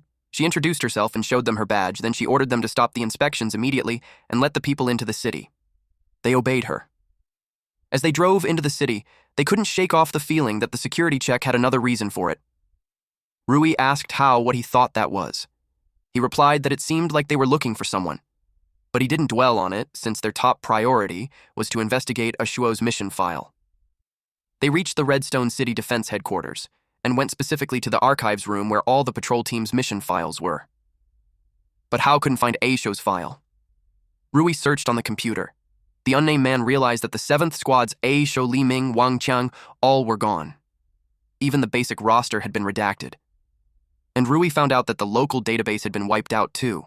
There were no records of Ashuo in it. It could have been a dead end from the start. Hao asked if there were any other options. She called Ying to ask if she could find it. Then she informed them that Ying had a way to access the database files, but she needed time. The unnamed man was surprised that she was that skilled. Hao wasn't, though, because Ying calls herself Miss Know-It-All. Then the unnamed man remembered that Captain Jia was a veteran of the former government army. He trained Ashuo when the patrol team was first formed. He was hopeful that he knew about that mission. They decided to see him at Captain Jia's house. It was such a mess that they could tell it was a sign of struggle. The marks were fresh, so they assumed that the fight had just ended recently. Hao determined that it was the city defense team. Rui wondered why the city defense team would go after Jun. The unnamed man shared that Hao stood up for the captain before and beat up the city defense captain, Shi, to a pulp, so he deduced that this was revenge. And Hao had this feeling that it was all aimed at him. The inspection was to confirm whether he had entered the city. It got him riled up to face them head-on. A few moments later, some soldiers arrived. They were glad to have finally found Rui. She asked them who they were. One of them was the Redstone City Defense Adjutant, Li Ben. He received word that she came, then informed her that Jia Jun of the patrol team under his command went missing while on a mission outside the city, so he would like to seek her assistance in the search and rescue. It was their army's business, so she couldn't see why she had to help them. He reasoned that the aberrations had been unusually active, so their regular forces were no match for them. Rui and Hao glanced at each other. They understood each other without saying a word. She agreed to help, but on the condition that Ben was coming with them. Ben argues that it's not a good idea since he would just get in their way. She asked if he's refusing, then she clarified that she's not asking. Instead, she's ordering him. Then she warned him that if he refused, he could have him executed on the spot for insubordination. They got him inside the vehicle. They drove on the outskirts of the city. Then they probed Ben why they would send Jun on a mission when they knew that the aberrations were unusually active lately. Hao suggested that they sent him there to die on purpose. Ben denied it. They reached the area that he told them. Hao could tell something was not right. Rui asked what was wrong. He replied that Ben told them the area was teeming with aberrations, and yet he didn't smell any crimson fog. Meanwhile, Ben was in a rush to get out of there quickly. The unnamed member saw him fiddling on his phone. He asked what he's doing. Ben argues that he had brought them all to the location of the incident, so his job should be done, so he had his squad pick him up. Then he told the unnamed member to tell Rui that he leaves the search and rescue on her hands. And then he walked away. But Rui blocked his path and told him that he's not going anywhere. Hao placed a hand on his shoulder. Then she probed him on what their objective was. Suddenly, lightning and thunder roared. Ben feared for what's coming. It was as if he already knew it. The lightning struck the ground. Ben was deeply terrified. He expressed how he didn't want to die. It was as Hao expected. The low-level aberrations weren't around because of that thing. It was a Dominator-class Thunder Beast, and this monster roar could even summon lightning around it. The Dominator Thunder Beast stood there in front of them. The unnamed Special Response Unit service member was terrified. He wondered why it suddenly appeared there. With the unusual aberration activity and the border patrol going missing on a mission, Hao could tell none of this was a coincidence. Ben tried to run away. Rui ordered the unnamed personnel to catch him and not let him escape. So the unnamed personnel chased after Ben, who refused to die a meaningless death there. They saw the Thunder Beast charging up its breath attack, and then it unleashed it. They got out of the way. But the attack was so powerful that it messed up the area. Hao knew that getting away won't be easy. Rui told him to hold it off while she goes to get her weapon. Someone watched them from the roof. It was Sure. He acted cocky as he looked down on Hao. His subordinate asked if the small device could really control a Dominator-class aberration. He replied that the technology of the people behind them was beyond their imagination. Those ancient people even built an aberration-taming facility. He saw it with his own eyes. They were raising special aberrations, and as long as they capture Hao and hand him over to them, he would rule over Qixi City. Meanwhile, Hao observed the beast. It was an elemental-type aberration and mainly fights with energy. He expected the poison gland plundered from the queen bee to work on a Dominator-class aberration too. But he had to stop approaching it because it released thunder from its body. He steadied himself. And to his surprise, his beast form was forcibly dispelled. He realized that its ability was the same as Rui's electromagnetic annihilation shells. The beast had gathered energy in its foot and was about to hit him with it. He had to jump away to evade it. And he landed quite a distance from it. He realized that he couldn't let his guard down. He had confirmed that it was different from a normal Dominator-class aberration. With lightning surrounding it, there was no way to get close. Rui asked if they just had to get rid of that lightning armor. He asked if she could do it.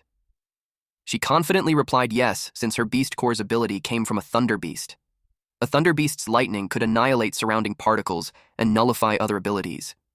If she fired an annihilation shell with all her strength, she could cancel out the Thunder Beast's lightning armor.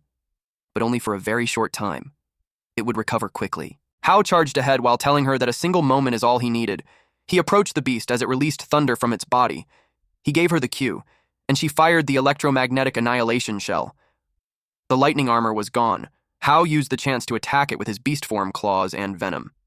Then he glanced at it to see how it liked the queen bee's potent venom. It worked. The poison slowed its movements. Its attack became too slow. He continuously hit it with his claws. He noticed that its attack power was stronger than any Dominator class he had fought before, but without its lightning, its physical strength was far inferior. But he also knew that without Rui's annihilation shell, he wouldn't even have a chance to get close. That pushed him to be stronger. He saw it retreating. Hao suggested that since it was there, it should leave something behind. Shi's subordinate panicked when they saw that the aberration was about to lose. Rui noticed that Hao had grown a lot recently, and it inspired her to get stronger too. Shi was still cocky because he brought another thing aside from the Dominator class. Rui was surprised when she saw sharp teeth behind her. She didn't expect there to be another one. Hao was overwhelmed when he saw that there's another one. It was about to eat Rui. Immediately, Hao rushed to her and pushed her away from it. She fell on her butt. Then she saw Hao get eaten in her place. She called his name.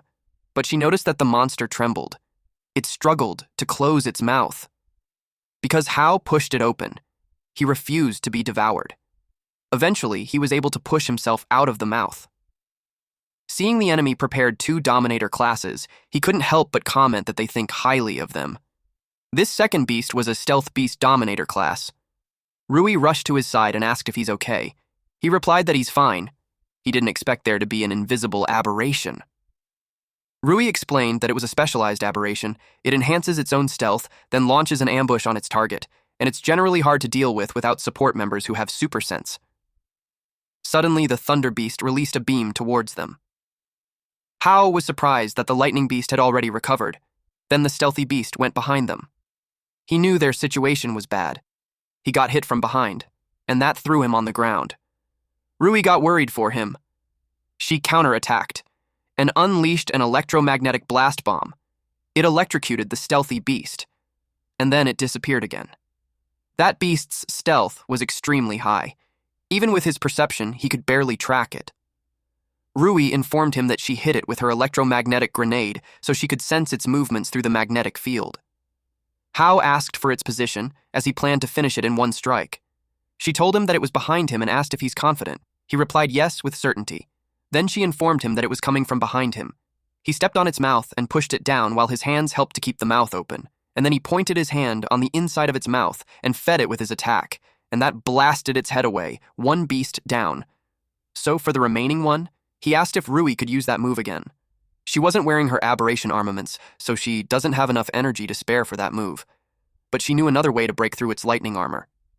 He asked what it was. She coated him with her remaining energy, creating an ionized layer. It's very short, it would only last for about 10 seconds. But the ionized layer could only withstand one attack from the Thunder Beast. That was enough for him.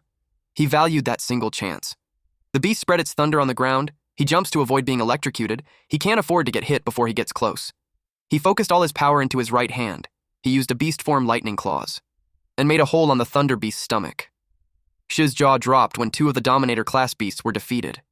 Even 2 B ranks might not have been able to beat them, and yet mere C ranks were able to. He commanded Team 2 to fire the anti-tank missiles and stall them. They cannot let them leave the area. He set off to get people from Greenvine. Meanwhile, Hao walked away from the beast thinking it was over. Hao picked up the beast core with the lightning from the Thunder Beast, and the other dark glowing beast core from the Stealthy Beast. Rui put in a lot of effort this time, so he planned to give her half of the spoils. He was about to tell her something, but he was surprised to see her down on the ground.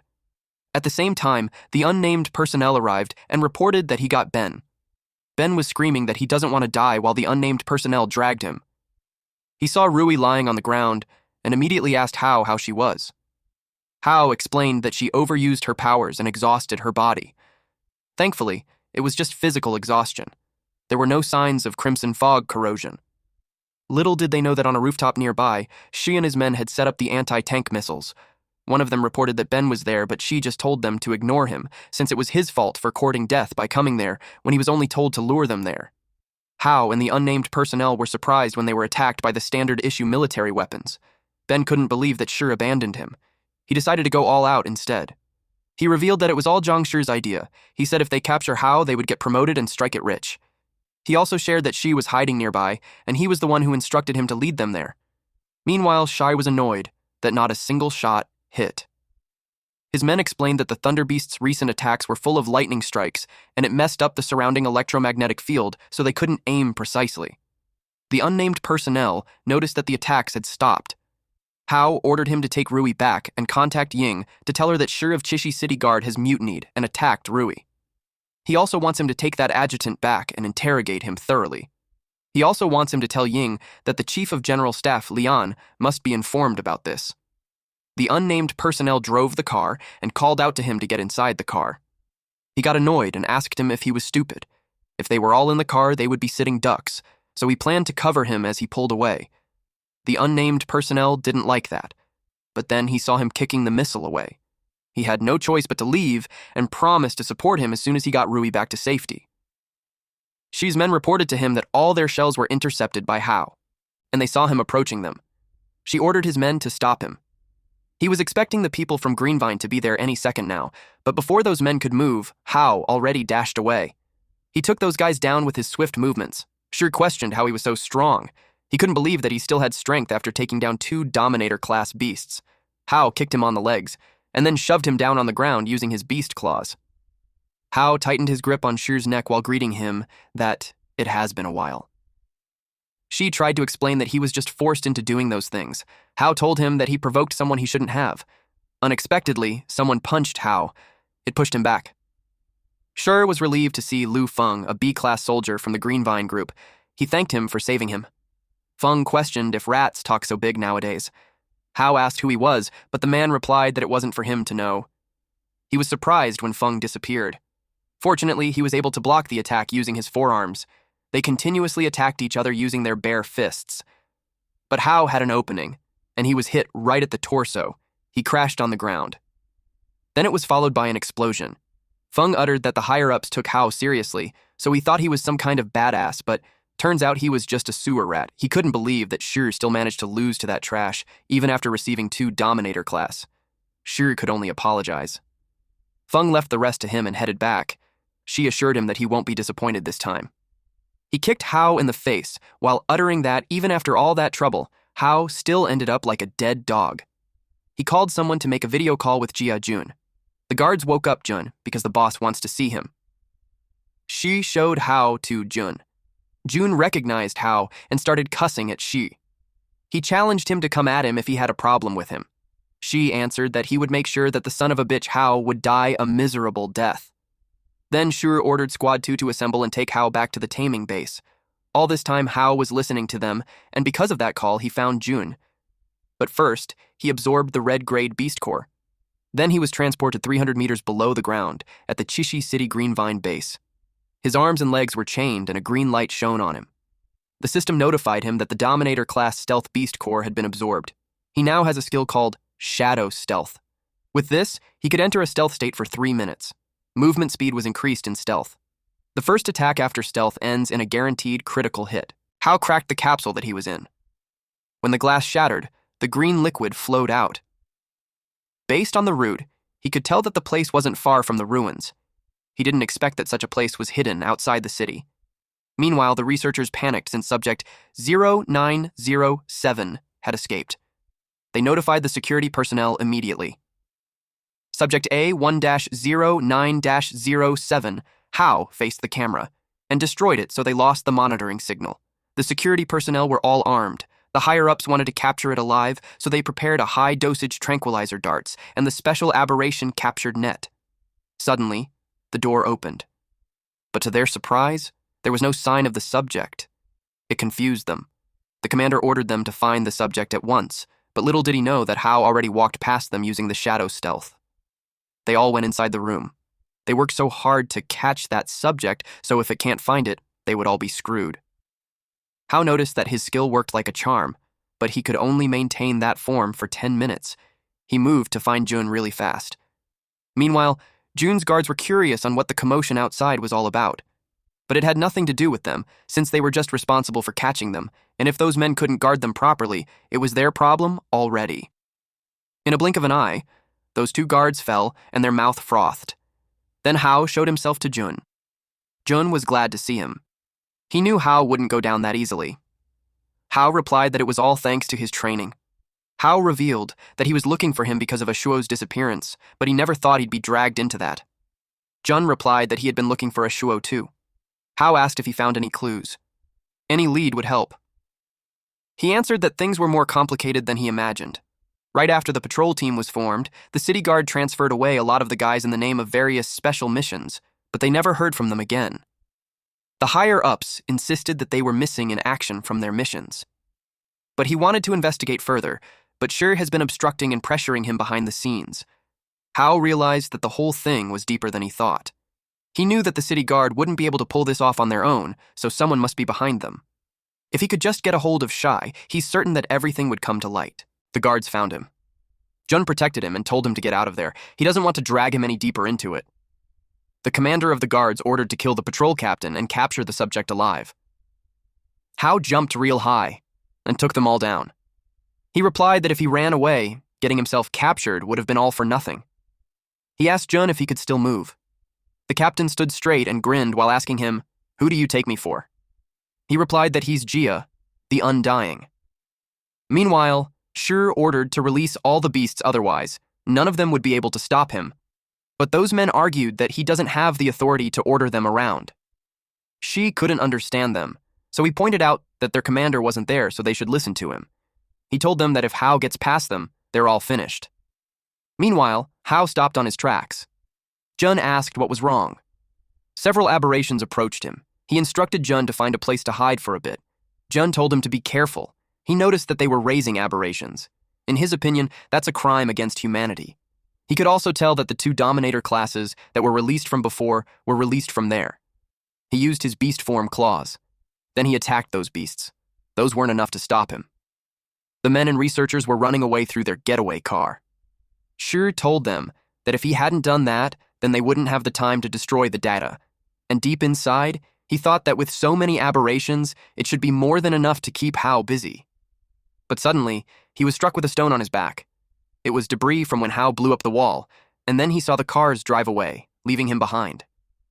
They told him that he had outlived his usefulness, and they simply wished him to rest in peace. Then they bombed the pathway. Shi realized that he was used as a disposable pawn. Shi warned Hao not to come any closer since Jun was still in his hands. Hao grabbed his neck and interrogated him on who was pulling the strings, and what kind of place was that. Shi asked if he doesn't care if Jun dies. Hao showed him the person behind the wall. He was surprised that it was Jun. He asked how he was able to escape. Hao tightened his grip, and that made Shai want to talk. He revealed that a man named Mr. Hong ordered him to do it.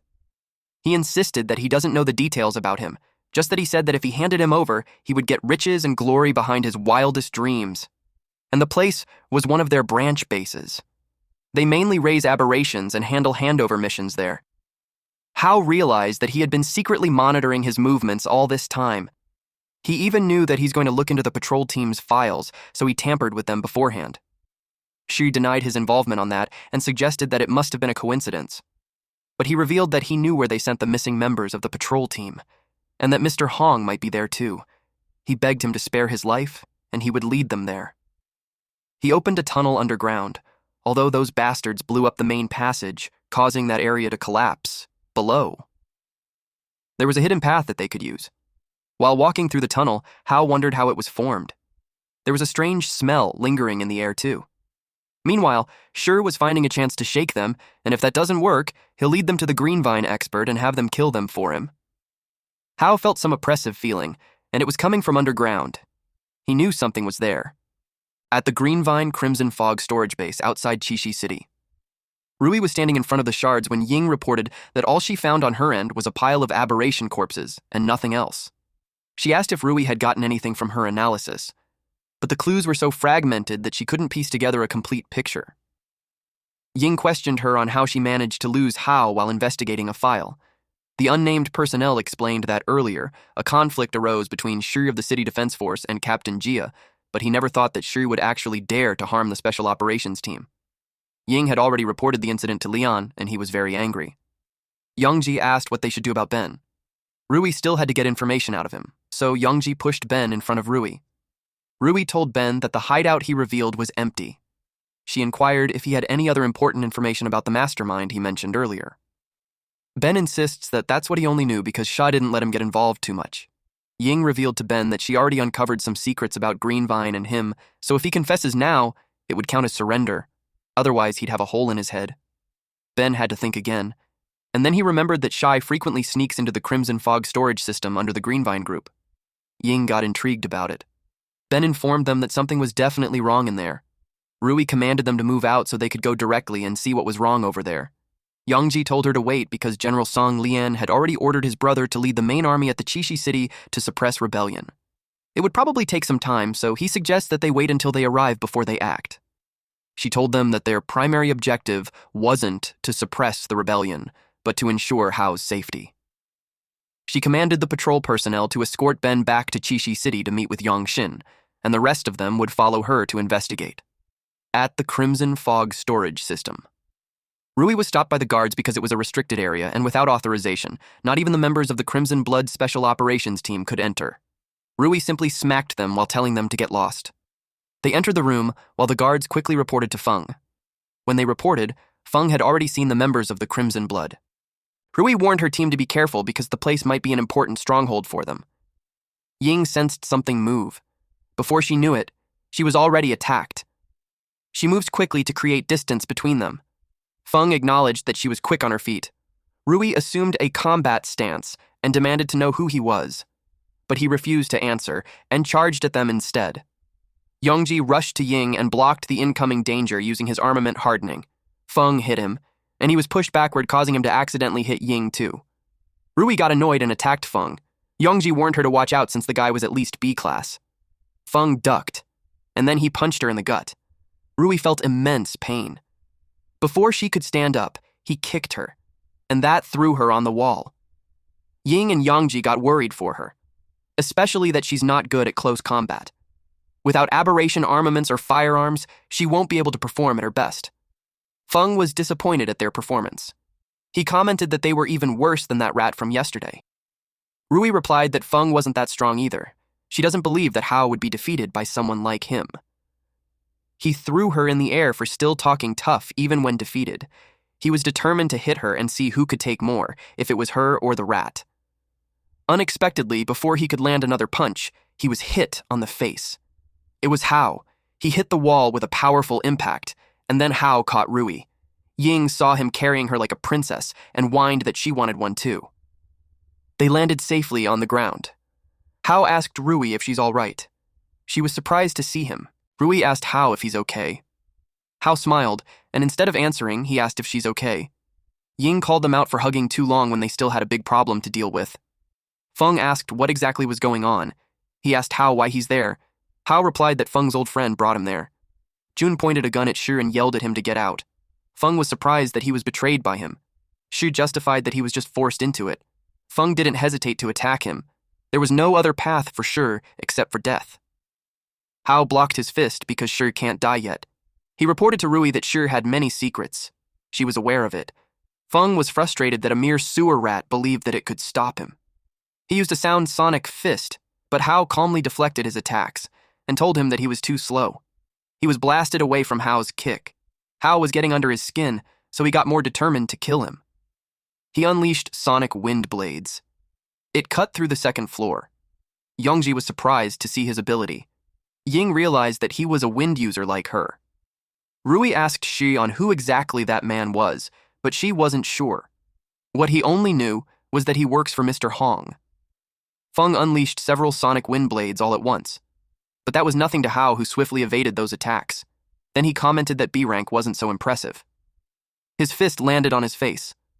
Feng realized that Hao deliberately lost to him before. He was blasted away. He crashed on a wall and made a huge dent on it. He's getting angrier. The crimson fog had leaked, so Shi told them to run since he doesn't want to die. Rui ordered Yongji to take them back, but they were worried for her. She told them that she had to watch over Hao, but Yongji doesn't think that it was a good idea. She insists that he only had to execute her orders, but Ying told her that she has a way. Feng told Hao that it wasn't enough to defeat him, then he took out a vial and drank it.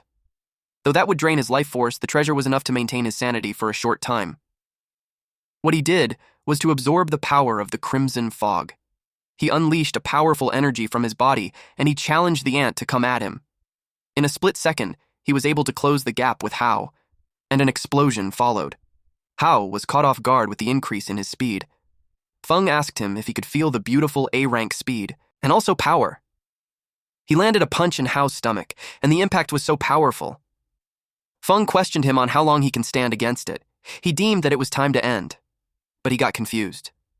When he saw the wind, apparently Ying made a wind array wall, and followed it up with a storm's blessing. Hao's body felt lighter. Ying proudly shared that it was her specialty.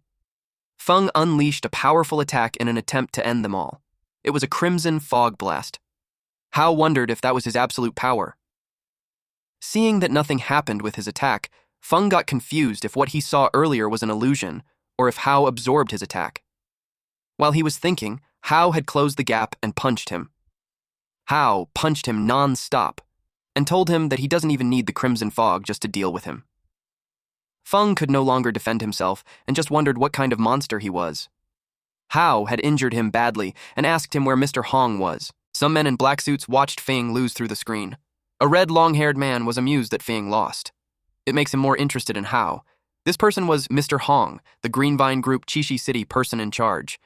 He realized that they had to raise their surveillance level on How. His subordinates asked what they should do now. He instructed them to destroy the remaining data and evacuate with him. He let the thing in the basement clean the place up. There was a red crystal stone in a machine, and an aberration who had been hungry for a long time. Concurrently, Hao asked Feng on where Mr. Hong was, but Feng was unconscious.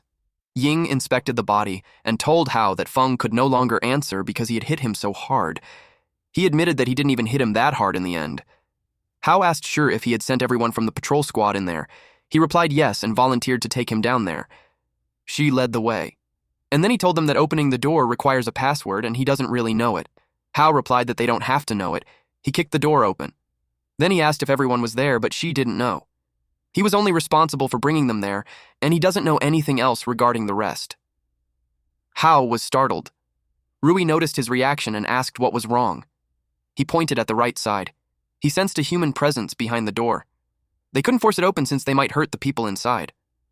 Ying told them to leave it to her. He asked if she could open it. She set up her laptop and replied that she's an expert. She started typing on her laptop, and then eventually she got it. The door opened, and it revealed capsules with humans inside. Their jaws dropped when they saw it. Yongji didn't expect there to be so many captured people. Rui got angry. She grabbed Shar by the collar and asked what the hell they were doing. She insists that he doesn't know because he only brought the people there and he had no idea about anything else. Jun saw Aishuo in one of the capsules. Hao immediately got to work to get him out, but Ying stopped him. He asked her what she was doing, and she asked him back the same question. She explained that those were life support devices, and if he breaks them, there might not be a way to save them. Rescuing them requires specialized equipment, so she suggested that they report to the tech bureau first. Suddenly, Rui had received a call from her subordinate. Apparently, Youngshin had arrived in Redstone City. She told them to bring them to the Crimson Fog storage base immediately. After the call, she received a report from Youngji about the strange device in the room. She asked what it was. When Shi saw it, he was so terrified that his knees weakened. Ying noticed that the fluctuation was strange. It seems to be releasing energy outwards, and inside was a highly concentrated crimson fog. Suddenly, they felt an earthquake. But Hao sensed that something was coming, so he informed them to move quickly. Ying was being targeted, but Hao was able to make it in time to deflect the attack with a kick. Youngji saw that Feng had entered a beast form. Rui realized that it was a side effect of forcibly inhaling the crimson fog. He had mutated into monstrosity. She was surprised when she saw that his appearance was similar to her uncle. Hao informed them that the device was a bait, and its purpose was to attract the aberrations. He was worried that something more dangerous than Feng would come, so he brought it to lure it away, otherwise it would tear the place apart. Rui ran after him. Youngji got worried, but she ordered him to guard the place. Hao could sense that it was coming close.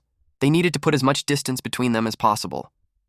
Mr. Hong was intrigued on how many more surprises Hao has.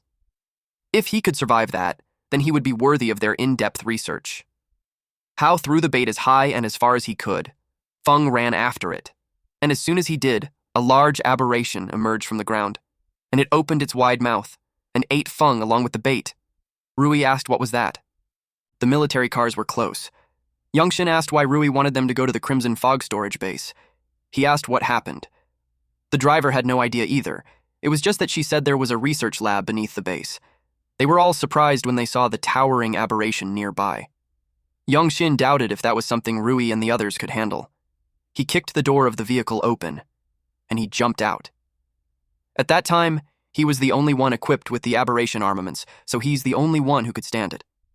The driver stopped the military car, but he ordered him to take the reinforcements to the research lab first. The driver followed his order and led the others to the place while Youngshin hurried towards the aberration. He had no idea what exactly happened there. Meanwhile, Rui and Hao stood in front of this behemoth-class earthworm. Hao couldn't believe that they managed to attract something like that. The earthworm noticed them, and it could also see their energy.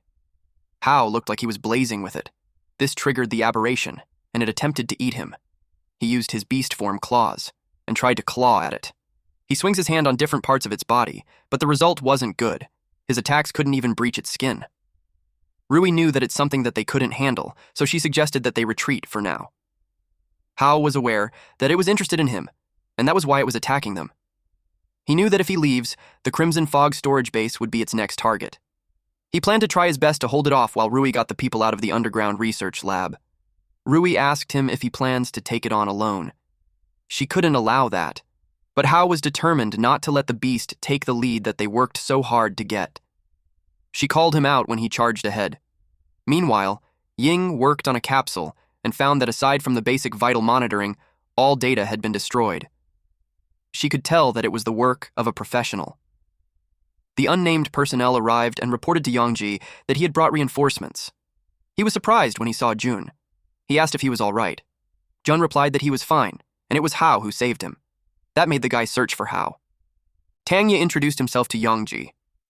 He was acting on headquarters orders and informed him that Yongxin had been appointed as commander-in-chief. He was the adjutant to support Rui in suppressing the rebellion. They had to understand the current situation, so they looked for Rui. Yongji replied that Rui ordered them to guard the facility. He asked where his brother was. Meanwhile, Hao used shadow stealth. His energy was at 170 out of 200. He continuously hit the earthy worm. It tried to catch him, but he was fast. Then he targeted its eyes. He buried his hands deep in its eyes and used poison glands. Its long tongue grabbed him and pulled him away, and then it was about to drop him on its mouth. Rui wouldn't let that happen, so she activated a mini version of Railgun. It cut the earthy worm's tongue, and Hao was able to break free. Without the Beast Core combat suit and the Beast Core weapons, using abilities was too much of a strain. She knew Hao was the only person in the world who could unleash abilities empty-handed. Hao rushed to Rui, when suddenly, a part of the beast's body bursts into flames. It was done by Yongxin. He asked them if they're okay. Rui replied that the aberration was a behemoth class. He told them to leave it to him. Yongxin was an A rank with fire basic ability. He engulfed the aberration with flames. Seeing the power of an A rank for the first time, Hao couldn't help but notice how strong it was. The fire slowly extinguishes, and the earthworm came out fine. Yongxin realized that it won't be easy. The earthworm faced them. Yongxin challenged it to attack again. It breathes black smoke towards their direction, and the whole area became zero visibility. Yongxin told them to be careful now that vision was blocked. Hao sensed something. He informed them that it went underground. They dodged quickly. Then it emerged again. Yongxin checked if everyone was okay.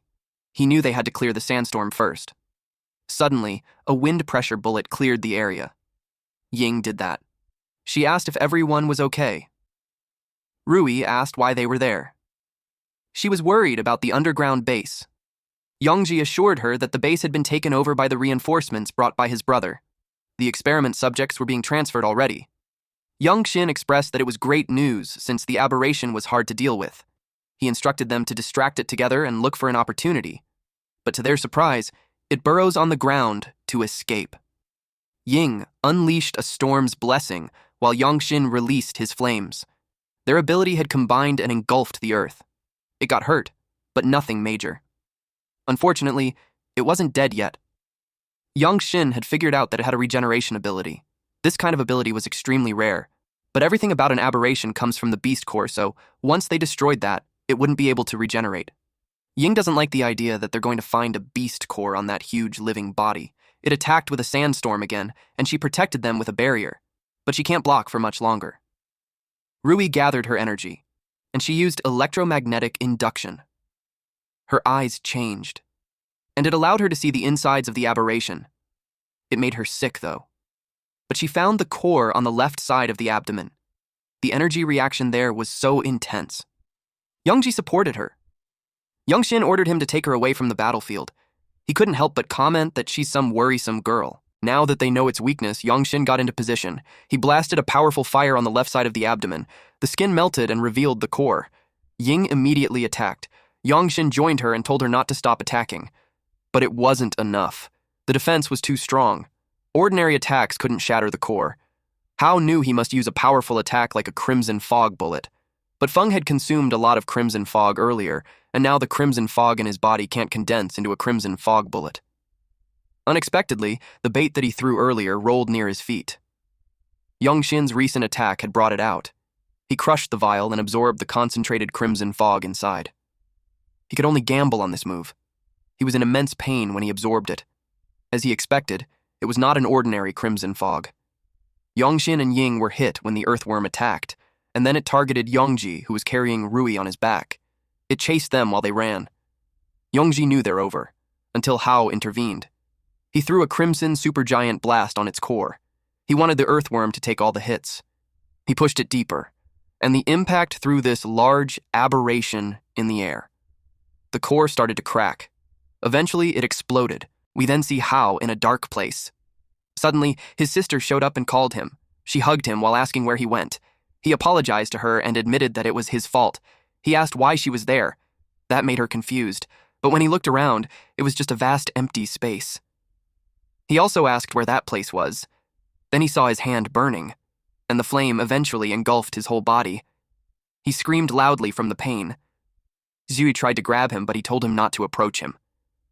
And then he woke up. Given that it was the last vision he had, he called out to his sister. It made him wonder if he was just dreaming or something like that truly happened. Then noticed his surroundings and started to wonder where he was. Yongxin was at the couch and informed him that he's in the Special Response Unit Headquarters Blazing Blood Medical Research Institute. Hao asked why he's there. He explained that since his situation is special, just in case a problem arises, someone needs to be able to handle it immediately. He told him that he had been asleep for 3 days, and seeing his state earlier, he thought he was a goner. But now he knew there was no need to handle anything. Hao agreed with him. It was scary to think that the instructor might have planned to snap his neck if he can't control his beast instincts. After all, the military can't fully trust a humanoid aberration that suddenly popped out. He knew he had to find Shuei quickly. He asked about the others in the big aberration and the crimson fog base. Yongxin told him that, except for Rui, who overused her abilities, everyone was fine. The aberration has been exterminated by Hao, and everyone under the base has been transferred to the research lab. And then Hao remembered Ashuo. He asked how he was. Yongxin asked if that was the person brought from the Greenvine underground base. Before Yongxin could answer, Ying barged in. She inspected his body and even pulled down his shorts while asking if he had symptoms of infection or bodily mutation. She couldn't believe that he absorbed that kind of highly concentrated crimson fog, and he's actually fine. She asked what kind of biological structure he was exactly. He already surpassed the scope of humanity. He shoved her away and told her to stop messing around.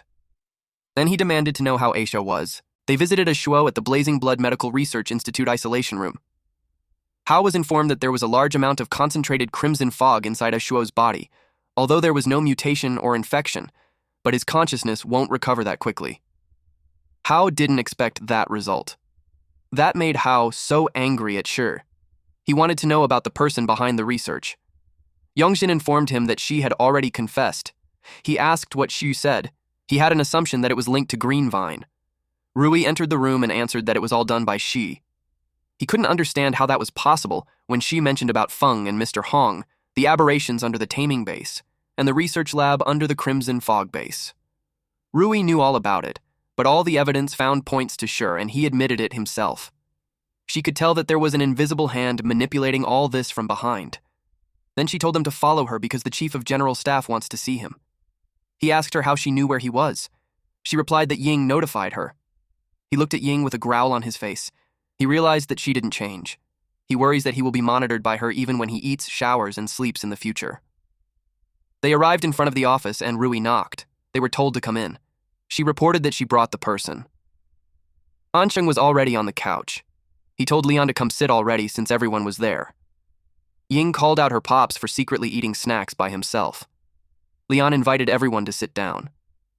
He skipped the small talk and directly informed Hao about the matter of him defeating the behemoth class had already spread, which means not only the military but various factions were eyeing him. He told him that he is now in the eye of the storm. It seemed calm, but strong winds were already raging around it. If he's not careful, he might get sucked in. He asked him if he had any plans regarding that. Originally, Hao had planned to act in secret, but he didn't expect things to get this big. He knew that him being called there solemnly was definitely not just for simple questioning. He responded that he wants to hear the Chief of Staff's opinion. Leon confirmed with him if he knew the matter regarding Shari. He replied yes, but also expressed that Shari was hiding something. Leon informed him that the statement given by the Greenvine group was that they knew nothing about the underground base and the taming base, and internally, there were no senior executives with the surname Hong. After all, Greenvine Group has a lot of cooperation with the military. Before obtaining irrefutable evidence, it was inconvenient to investigate them publicly. Ancheng added that the previous mole incident hasn't been cleared up yet, and there were multiple factions in the military checking and balancing each other. Under these circumstances, even if they want to investigate the Greenvine, they can't do it because the higher-ups won't allow it. Hao inquired what they mean by higher-ups. They simply told him that it was the apex of their world, the highest level of the SU government. So, Leon wished to borrow Hao's power. Hao realized that this old fox appeared like he was caring about him, but turns out it was just inconvenient for him to act on his own, so he wants him to be his pawn. Rui pointed out that just as he said, Hao was in the eye of the storm. She asked him why he would still want Hao to do that. Yongxin explained that rather than being hunted like prey, it was better to transform into a hunter and pounce back. To survive, changes must be made. Leon told him that there was no need to answer immediately. He encouraged him to go back and carefully weigh it, and then tell him his decisions. Then, he instructed Yongxin to take care of them during this time. After all, he was their instructor. Later that night, Hao stood on the rooftop while thinking about what Yongxin said, which was, rather than being a prey, it was better to become a hunter. At the Blazing Blood Comprehensive Training Ground, the Chief of Staff organized a 3-month multi-party comprehensive training under the pretext of improving the combat power of new Blazing Blood members. But the training was just a facade. The real purpose was to delay the outbreak of internal disagreements, clear out spies, and unify the military's voice. Hao knew nothing about the military's situation. The most important thing for him at the moment was to get information on Chu as soon as possible. He treated the Chief of Staff's invitation with caution. Before replying to him, he used the multi-party training as a buffer. The Blazing Blood points system unified activation 1 month after recruits enlist. Points can be obtained through missions, training, free duels, and exchange for internal military items. 1 Blazing Blood point is equal to 1,000 Alliance coins. Hao got 210,000 Alliance coins. He assumed that they must have calculated the rewards from the previous 2 incidents into it. The other recruits complained that they had worked themselves to death for a whole month just to get a few dozen, and yet he received it like that. Some of them heard that Hao took out a behemoth-class aberration, but they thought he was just bragging because if he really had that skill, he wouldn't be an ordinary member, and he would have gotten promoted long ago. Jin expressed that the battle would have been definitely carried out by instructor Lin Yongxin, and some people just got lucky and made themselves look good. Rui called him out for making wild guesses and told him to just keep that to himself. She vouched that Hao's strength was more than enough to crush him. Ying seconded that statement. Jin insists that anyone could talk big. Captain Tang Ye arrived and told them that they're all comrades, so there's no reason to engage in meaningless arguments. Tang Ye was the captain of the Blazing Blood Squad 7. He explained that Hao's points were calculated by the system according to the established rules. He has already verified it with Yongxin. But he also acknowledged that it's reasonable for everyone to be curious about the high-score earner. So he asked Hao for some pointers on everyone's behalf, and he'd wager 40,000 Alliance coins. Their jaws dropped. 40,000 was enough to upgrade a dorm room to a single room with a private bath for a whole year. Ying encouraged Hao to fight him, and if he wins, she volunteered to tell him how to spend the fortune. Hao knew that Jin won't stop tripping him up. He used this chance to establish his authority. At least before responding to the Chief of Staff, he'd be able to reduce necessary trouble. He responded that he'd play along. Captain Tang was recognized as the strongest B rank with rich combat experience. No matter how powerful Hao was, he was just a rookie. Captain Tang informed Hao that his Beast Core has an ice-type ability, and he wanted to see his unique Beast Core armament. He attacked by making ice emerge from the ground. Hao jumped to evade that. As expected of the strongest B rank, the power was much stronger than Feng. But Captain Tang wasn't done yet. He warned Hao to be careful. He unleashed ice crystals. Hao ran away to avoid it. He noticed that although the destructive power was strong, the speed wasn't as fast as Feng's. Then Captain Tang unleashed a glacial star slash. It was a powerful and destructive attack, but Hao remained focused. And he attacked using a beast claw. Captain Tang was caught off guard at how fast he was. Suddenly, Yongxin stopped them. He announced that Hao won this round. He asked Ye if he had any objections. Ye conceded defeat wholeheartedly. Hao expressed that the captain just let him win. The new recruits couldn't believe that Captain Tang actually lost to a rookie. They were curious how Hao did that. With that, they expected that there would be no one there who would have any doubts. Ying got excited about the 40,000 Alliance coins. Rui couldn't help but notice that it seemed like she was the one who won the 40,000. She suggested that as Hao's big sister who takes good care of him, he should give it to her. Jin got annoyed upon seeing how wide their gap was. He was determined to become stronger. No matter what method he'd use, he's determined to kill him. 1 month later, Yancheng asked Lian what was so urgent that he called him. Lian gave him a picture and informed him that in the northwest region, a vicious beastman attack incident occurred. The local patrol team tracked it, and the direction the beastman last disappeared in was Suyin town. Hearing about the beastman, Ancheng had an idea who it was. Lian affirmed his suspicion and told him that the analysis results showed that it was his younger brother, Song Zhao. He asked Ancheng on what is the probability of a beastman recovering their sanity based on his current research. Ancheng replied that it was less than 1%. Beastification was not just physical, but it also invaded the mind. Someone like Hao, who could maintain his original self, was a miracle among miracles, and no one knew how long he could maintain it. He asked what Lian planned to do. If the beastman couldn't be captured safely, then it could be eliminated. He urged him to think carefully, because if Rui finds out about it, she would never forgive him. Back then, when he placed righteousness over their family, she was already displeased. Lian reasoned that in order to protect more innocent people, it comes with costs. And he firmly believed that. Meanwhile, Rui just got out of the shower when she got a call. Ying found a major intelligence, and she informed her. After hearing about it, she dashed away. She barged in her father's office and asked why he didn't tell her the news about his uncle. He asked if Ying leaked it to her. He warned her not to get involved, and he planned to send the special action team to handle it. She requested to go with them. He asked her if she had the courage to pull the trigger if she was given the order to kill Song Zhao. She couldn't answer. So she was relieved of her mission to protect Hao. Without his order, she wasn't allowed to leave the headquarters. After that encounter in the underground parking lot, Ying had waited for her there because she knew she would come there. She gave him a backpack that contained emergency supplies. And as for her father, she would figure out to buy her some time. Rui thanked her. She pointed out that her favors were very expensive, so she has to remember to pay her back. She recalled the time her uncle protected her from an aberration. She regretted not mustering courage back then and telling her father that her uncle was eroded to protect her. Things probably would have been different. She drove the car while feeling determined on not backing down this time. She swears to find a way to turn her uncle back into a human at the base cafeteria.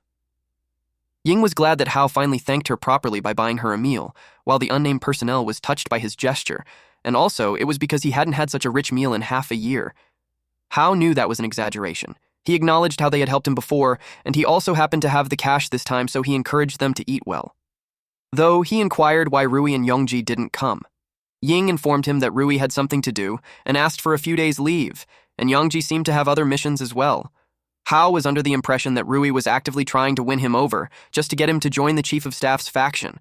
But seeing her attitude towards the chief, it didn't seem like that. It made him wonder what Rui wanted from him. Suddenly, Ying received a message. It made her brows furrowed. She showed it to Hao. It made him jump to his feet. The unnamed personnel asked him what was wrong. He answered that A Shuo woke up. The guy asked if they're going to go see him now. Hao couldn't wait any longer. He instructed Ying to call Ali. She asked why, and the unnamed personnel explained that Hao promised him that he would help find his brother, and they haven't told him that they found a Shuo since he was still unconscious. They made it to the Blazing Blood Medical Research Institute. Ali called out to his brother. A Shuo turned his attention to him. Ali hugged him and asked where he was. He simply apologized. The unnamed personnel cried when he saw this reunion. Hao apologized for interrupting them and expressed that he had some questions. A Shuo asked who he was, and Ali answered that he's their benefactor. Hao showed him a picture and asked if he remembered her. He encouraged him to think about it carefully. Ying jolted his memory by reminding him of March 11th, 2088, where he executed a search and rescue escort mission, and the girl was among them. He remembered that it was the day Crimson Fog erupted. The military temporarily formed a rescue team, and he was sent to the city center to search and rescue survivors. He could remember the scene being extremely tragic. Everywhere there were infected, mutated monsters and dead people. And they found a girl near a crashed helicopter. She didn't have any major physical injuries, but she doesn't remember anything. And they could only send her to the shelter established by the military. She stayed in the shelter for about 2 days, and 2 people came. They held a warrant signed by the higher-ups. The paperwork was complete. They said they were taking her for psychological trauma treatment. How probed where they took her? Because she doesn't remember anything. She had no one to look after her, so he wanted to escort her to the treatment. And the destination was Suyin Town. After arriving at Suyin Town, he received other mission arrangements. After he left, an accident happened and he doesn't remember anything about what happened after that. How ingrained in his brain about Suyin Town? Ying was bothered by this because Suyin Town was there, Zhao had appeared recently, and Jue was taken there. She knew that wasn't a coincidence. She got curious on what secret the town has. Meanwhile, Rui reached Suyin Town, an outer mountain area. They had investigated the entire town, but there was no news of her uncle. She wondered if her uncle was truly in the mountains, and also, she's curious what those guards were guarding. The guard asked his colleague why the boss wanted them to strengthen the security. The colleague replied that people had been asking around for news in the town, and their boss was afraid that the matters in there would be exposed. Rui saw that they loaded the trucks. She could tell that whatever was loaded in there wasn't ordinary. She noticed the CCTV, and only then she realized that the place has surveillance, and the guards saw him, too. They took out their guns and aimed at her. They didn't want to let her get away, and they immediately notified their boss. Rui ran while they fired at her. The guards notified the perimeter to catch her. She kept running. Several people blocked her path, but she didn't want to be stalled there. She attacked them with electricity, and that blasted them away. For this covert operation, she only wore beast core gloves, so she can't use her full power. But it should be enough to deal with those small fry. The guards realized that she was an ability user. One of them told the guards to get out of the way. He was mad that she dared to sneak into his territory. She glanced at him and hit him with her ability. But that guy claimed that it didn't even hurt. He grabbed her wrist and threw her on the ground. This man is an underground boss, and he's a B rank. He demanded to know who sent her. Rui was surprised that her lightning strike had no effect on him. That led her to consider that he could be an ability user too. This time, almost all of her enemies went to take her down, but she struck them with her lightning. Unfortunately, the underground boss has lightning resistance. Although she can't use her ultimate move, paralyzing him temporarily should be no problem at all. She used electromagnetic annihilation. It was such a powerful attack that the impact made the ground crack. The underground boss made the ground rise for it to be his barrier. If he hadn't done that, he might have lost to her. He warned her that she won't get another chance. He revealed that he's wearing a military combat suit type M1, which could amplify the user's abilities and increase the user's resistance to strikes. She recognized that military combat suit, so she asked why he had that equipment. He ordered everyone to get her. After interrogating her for the person behind her, he would let his men have fun with her first. One of the guards had claimed the first turn. Rui was in a difficult position. Without the combat suit's assistance, using her ability causes a state of exhaustion. Suddenly, this guard was punched. Hao had arrived. He asked Rui if she's okay. She was surprised to see him. The underground boss and his men were alarmed that an accomplice showed up. He issued an order to take them down, and he would reward his men 10% of the mine's profits. Of course, those men got motivated, so they charged right away. Ying prepared her wind and blew them away. The underground boss got pissed off that another ability user showed up. He asked who exactly they were. Ying asked them the same question. She also demanded to know why they attacked Rui. The underground boss was annoyed that they had sneaked into his territory, and for that, they would all have to die. Rui warned Hao to be careful because he was an ability user too, and his combat power was at least B rank. Hao raised one finger in the air. Rui asked if he meant to solve it in one hit, and he responded that he would be done in 1 second. It angered the underground boss even more, so he charged ahead. He didn't like that Hao acted tough in front of him. But before he could do anything, Hao's beastification, Fist Heavy Strike, had already landed on him. To Hao, it was the perfect time to test the results of instructor Yongshin's training. The underground boss was thrown real far, and he was left unconscious. Hao suggested that they leave at once. They rode the three-wheeler bike and got away. After a while, they rested at a safe spot. Hao informed Rui that he heard from Ying that she took leave and skipped training to come to Suyin Town to investigate someone. He asked if those people earlier were the ones she was investigating. She admitted that she actually sneaked out. Hao realized that Ying just lied to him with a straight face, and she just stuck her tongue out when she noticed that he already knew. Then she asked Rui why she was attacked by those people. She shared that they were a local underground gang. She discovered their stronghold in the mountains, but she doesn't know what they were secretly plotting. However, they weren't the target that she's investigating. She shared that she had an uncle that was contaminated by crimson fog during an incident, and later, he went missing. There was intelligence saying his tracks were found there, so she came to investigate him. Hao asked why she would investigate secretly. He asked if the chief of staff didn't allow her. She revealed that her uncle's beastification was worse than Feng's, and it was even more dangerous. She blamed herself for making her uncle like that, so she vowed to protect him. Rui also revealed that she invited Hao to join the Blazing Blood because she hoped to borrow his power to find a way to turn her uncle back to a human.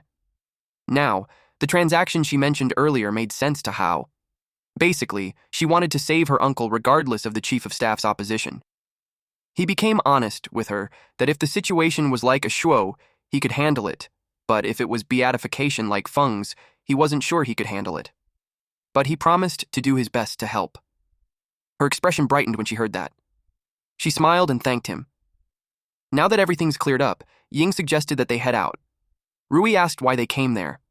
Hao informed her that Aisho had woken up and told them that Shua was taken there half a year ago. The past few days, he tried every way to ask for news, but most people were very hostile towards him. He had a feeling that there must be some connection between those events. No matter what, he was determined to find his sister at Suin Town. Ying was getting annoyed since they were chased endlessly. It was like they poked a nest. Rui didn't want to get entangled with them and waste time, so she told them that they have to break through. Ying saw one that slipped through the net. To their surprise, that guy was hit by a person that suddenly showed up. Hao asked who was there. The man revealed himself and told them not to attack since he was on their side. It was Captain Tang. Rui asked what he was doing there. He told them to follow him since that wasn't the place to talk. He revealed to her that he was there on orders from the chief of staff to find her uncle and also ensure her safety. He heard some fighting earlier and guessed that it might be them, so he came looking. She asked if he was alone. He explained that the team members were at the temporary camp in the mountains. They found traces of beastmen. But there's an overlord-class aberration active in the mountains, so they were trying to find a way to bypass it. He told them that the chief of staff's intention was for them to return now, and all disciplinary actions could be mitigated. He encouraged them to leave the search mission to the professionals. Rui insisted that since it was her uncle and there's a lead, she had to go. If they had to use force against her uncle, she could still stop them in time. Ying supported her and also volunteered to take care of the aberrations while she's at it. Since they were so determined, he couldn't force them. He informed them that they had found a path that leads inside, and after that was done, he hoped that they would all return with him. But first, he had to notify his teammates. Hao asked if they had seen any buildings like a research lab while they were searching the mountains. Captain Tang told him that what they saw was an abandoned building that looked a bit like a research institute. He asked how he knew. Now Hao knew why they didn't see the research lab Ashuo mentioned in town earlier. It was actually hidden in the mountains. He definitely had to go inside. Captain Tang led them there. As Ying expected, no one was monitoring the place. There wasn't even any electronic equipment set up. Before heading in on the cave, Hao called Rui for a moment. He gave her an item and told her to go back to Ying's car for a second. Ying proudly informed her that it was Hao's grand gift. He used a Thunder Beast core and 150,000 Alliance coins to upgrade her weapon. She thanked him. Ying asked when she would receive one. She pointed out that she took a huge risk bringing him there. He told her to get to work first. Captain Tang reminded them to be alert once they're inside. He told them to keep going and they would reach their territory camp. Ying saw on her device that the energy reading there was very chaotic. A rock snake-like aberration watched them from a cliff. It spits at them. And the target was Ying. Captain Tang rushed to her aid and blocked it. He didn't expect that aberration to be hiding there. It broke his shield, and the acid hit his shoulders. It was an Overlord-class Rattletail Python. Hao noticed how it seemed like Captain Tang knew in advance that Ying would be attacked. Tang informed them that the aberration was very good at camouflage. Their squad suffered a lot because of it.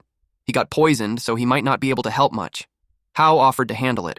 He charged at it while the Rattletail Python attempted to eat him. He hit it all over its body. Captain Tang was impressed that Hao could suppress an Overlord class all by himself. He didn't expect that, so he even thought he could spar with him before. Ying claimed that he was their ace. Hao noticed a shadow on the clouds. When it descended, the ground shattered. It was an Overlord-class Minotaur blazing beast. Another aberration showed up, and it was an Overlord-class steel-backed burrowing lizard. Ying asked what's going on. Rui had no idea either. Usually there was just one Overlord class in an area. A man appeared on the edge of the cliff, and it looked like he expected them to come there. It was the underground boss from earlier. He admitted that last time he was careless, so now he wants to see how arrogant he could be this time. Hao didn't expect that he could also control the aberrations. He noticed that compared to the ones in Chishi City, their obedience was higher. He got intrigued on how he had done it. Captain Tang apologized for leading them into danger. He volunteered to temporarily restrain the snake while he left the rest to them. Ying was worried if he could handle it by himself. She told him not to work too hard. He promised to bring them back safely, and he was determined to fulfill that duty. Hao told Rui that if they wanted to search for people in peace, they had to clear those obstacles first. He suggested splitting and dealing with them. She took the gorilla as it was also the chance for her to try her new weapon. They got into action. Captain Tang used a glacial epic to the snake, and the ice restrained it. The underground boss was confident that Hao wouldn't be able to break the defenses of the steel-backed burrowing lizard. He pointed out that the girl's wind would be useless. So now, the first was 4 against 1, and he expected them to cry. Hao responded to his comment that it was 4 against 1. He suggests that he takes it back. Especially now that Rui was in a state of rage, even him wouldn't dare to provoke her. Rui took a deep breath and got into position to fire. She really liked her new weapon. It felt strong, steady, and reliable. The ox-head crimson flame beast charged straight at her. It swung its fist at her, but Rui dodged quickly. The punch slammed into the ground instead, cracking it apart. Rui didn't waste a second. She steadied herself and fired at point-blank range. The blast was so strong that it sent the huge beast flying backward. Meanwhile, Hao faced the steelback burrowing lizard. He rushed forward without fear and slashed at it with his arm. Ying followed up by attacking its head, but the underground boss riding the lizard noticed the attack and made it fade away. Ying frowned when she realized the man could cancel elemental attacks. It was extremely annoying. The steelback burrowing lizard opened its mouth and fired a powerful beam of energy. Hao and Ying quickly jumped out of the way. They regrouped. Without saying a word, they already understood each other. Hao gathered strong energy in his hand, and Ying wrapped it with her earth-surging tornado. The attack slammed into the steelback burrowing lizard. The creature thrashed around in pain, shaking violently and throwing the underground boss off its back. In anger, it fired beams from all 3 of its mouths at the same time. The underground boss now looked completely cornered. Before he could even catch his breath, Hao rushed at him. Hao grabbed the man by the face and hurled him straight toward the steelback burrowing lizard's beam attack. Luckily for him, the man had elemental resistance. When the lizard finished firing its beams, Hao slashed it again. At the same time, the ox-head crimson flame beast was already on its last breath. Rui stared in disbelief. She had defeated a Dominator-class beast all by herself. Ying walked over and saw that Rui was done too. The only enemy left was the snake. Captain Tang was using all his strength to trap it in ice. He didn't want it interfering with the others. Just then, Rui and Hao arrived. Rui fired while Hao slashed it with his arm. The snake was taken down easily. They calmly walked away as if it were nothing, while Captain Tang watched in silence. Rui said that the weapon Hao gave her was very useful. Hao smiled and said he was glad she liked it. Ying told them to check on the wounded. Ying checked on Captain Tang, who said he was fine. He praised how beautiful the battle was. Rui replied that it was all thanks to him holding the snake down. She promised to report his actions properly once they returned. Meanwhile, the underground boss tried to run away. 2 men stepped in and blocked his path. Captain Tang was relieved they arrived in time. That man needed to be questioned properly. Hao grabbed the underground boss by the neck. The man begged for his life. Since they didn't have much time, Hao told him to speak honestly if he wanted to live. He asked what they were doing in the mountains and why the area was locked down. The underground boss pulled out a red crystal and said it held special energy the military didn't know about. They had been secretly mining it and selling it on the black market. He pointed toward the mine pit and said, Hao could take all the crystals if he spared his life. All this trouble was just for mining. One of Captain Tang's subordinates said that when they first set up camp, they did notice strange crystal debris on the ground. Hao set aside the mine for now. What he really wanted to know was how the man could control those aberrations. Rui was also curious about where his military combat suit came from. The underground boss hesitated. Hao shouted at him, scaring him into speaking. The man finally admitted that someone powerful had been backing them and provided the equipment. They were talking while standing near the ox-head crimson flame beast. Hao, Captain Tang, Ying, and the 2 subordinates had their backs to it, while Rui stood facing them. Suddenly, the aberration opened its eyes and charged at them. No one expected it to still be alive.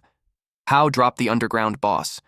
As Hao rushed toward the beast, The underground boss seized the moment and attacked Ying while she was distracted. At the same time, at Suyin Town Mine, a person wearing a robe entered the mine. She slowly looked around the area. Her hands were pitch black, and when she touched the red crystal, her skin immediately turned crimson. She poured her power into the crystal, and her hand gradually returned to black. She estimated that this would suppress the erosion for a short while. Suddenly, she sensed something unusual. She lifted her hood, revealing a red-haired woman with a single horn. That discovery made her curious about who was controlling the aberrations. Back at Suyin Town Valley, the underground boss tried to assassinate Ying before making his escape. Ying sensed the danger at the last second and turned around, but blood was still spilled. Captain Tang blocked the knife with his bare hand and was stabbed. Since the underground boss was seeking death, Captain Tang was more than willing to oblige. He transformed his free hand into sharp ice and slit the man's throat. Meanwhile, Rui and Hao were fighting the aberration. Rui asked why Captain Tang killed the man. He tried to explain that his reaction had been instinctive. Ying felt regretful since there were still many things they could have learned from him. Rui asked what had happened. He explained that the underground boss attempted to kill Ying. The situation became dangerous, so he didn't hold back. She knew Ying could have easily avoided a sneak attack of that level. She suggested that Captain Tang had been overly protective. He explained that everyone in the Blazing Blood was outstanding, but he was unwilling to gamble even on the smallest risk. He would rather make a mistake than allow any harm to come to his teammates. Rui accepted his explanation and asked if his hand was all right. She decided they should return to the temporary camp immediately for treatment.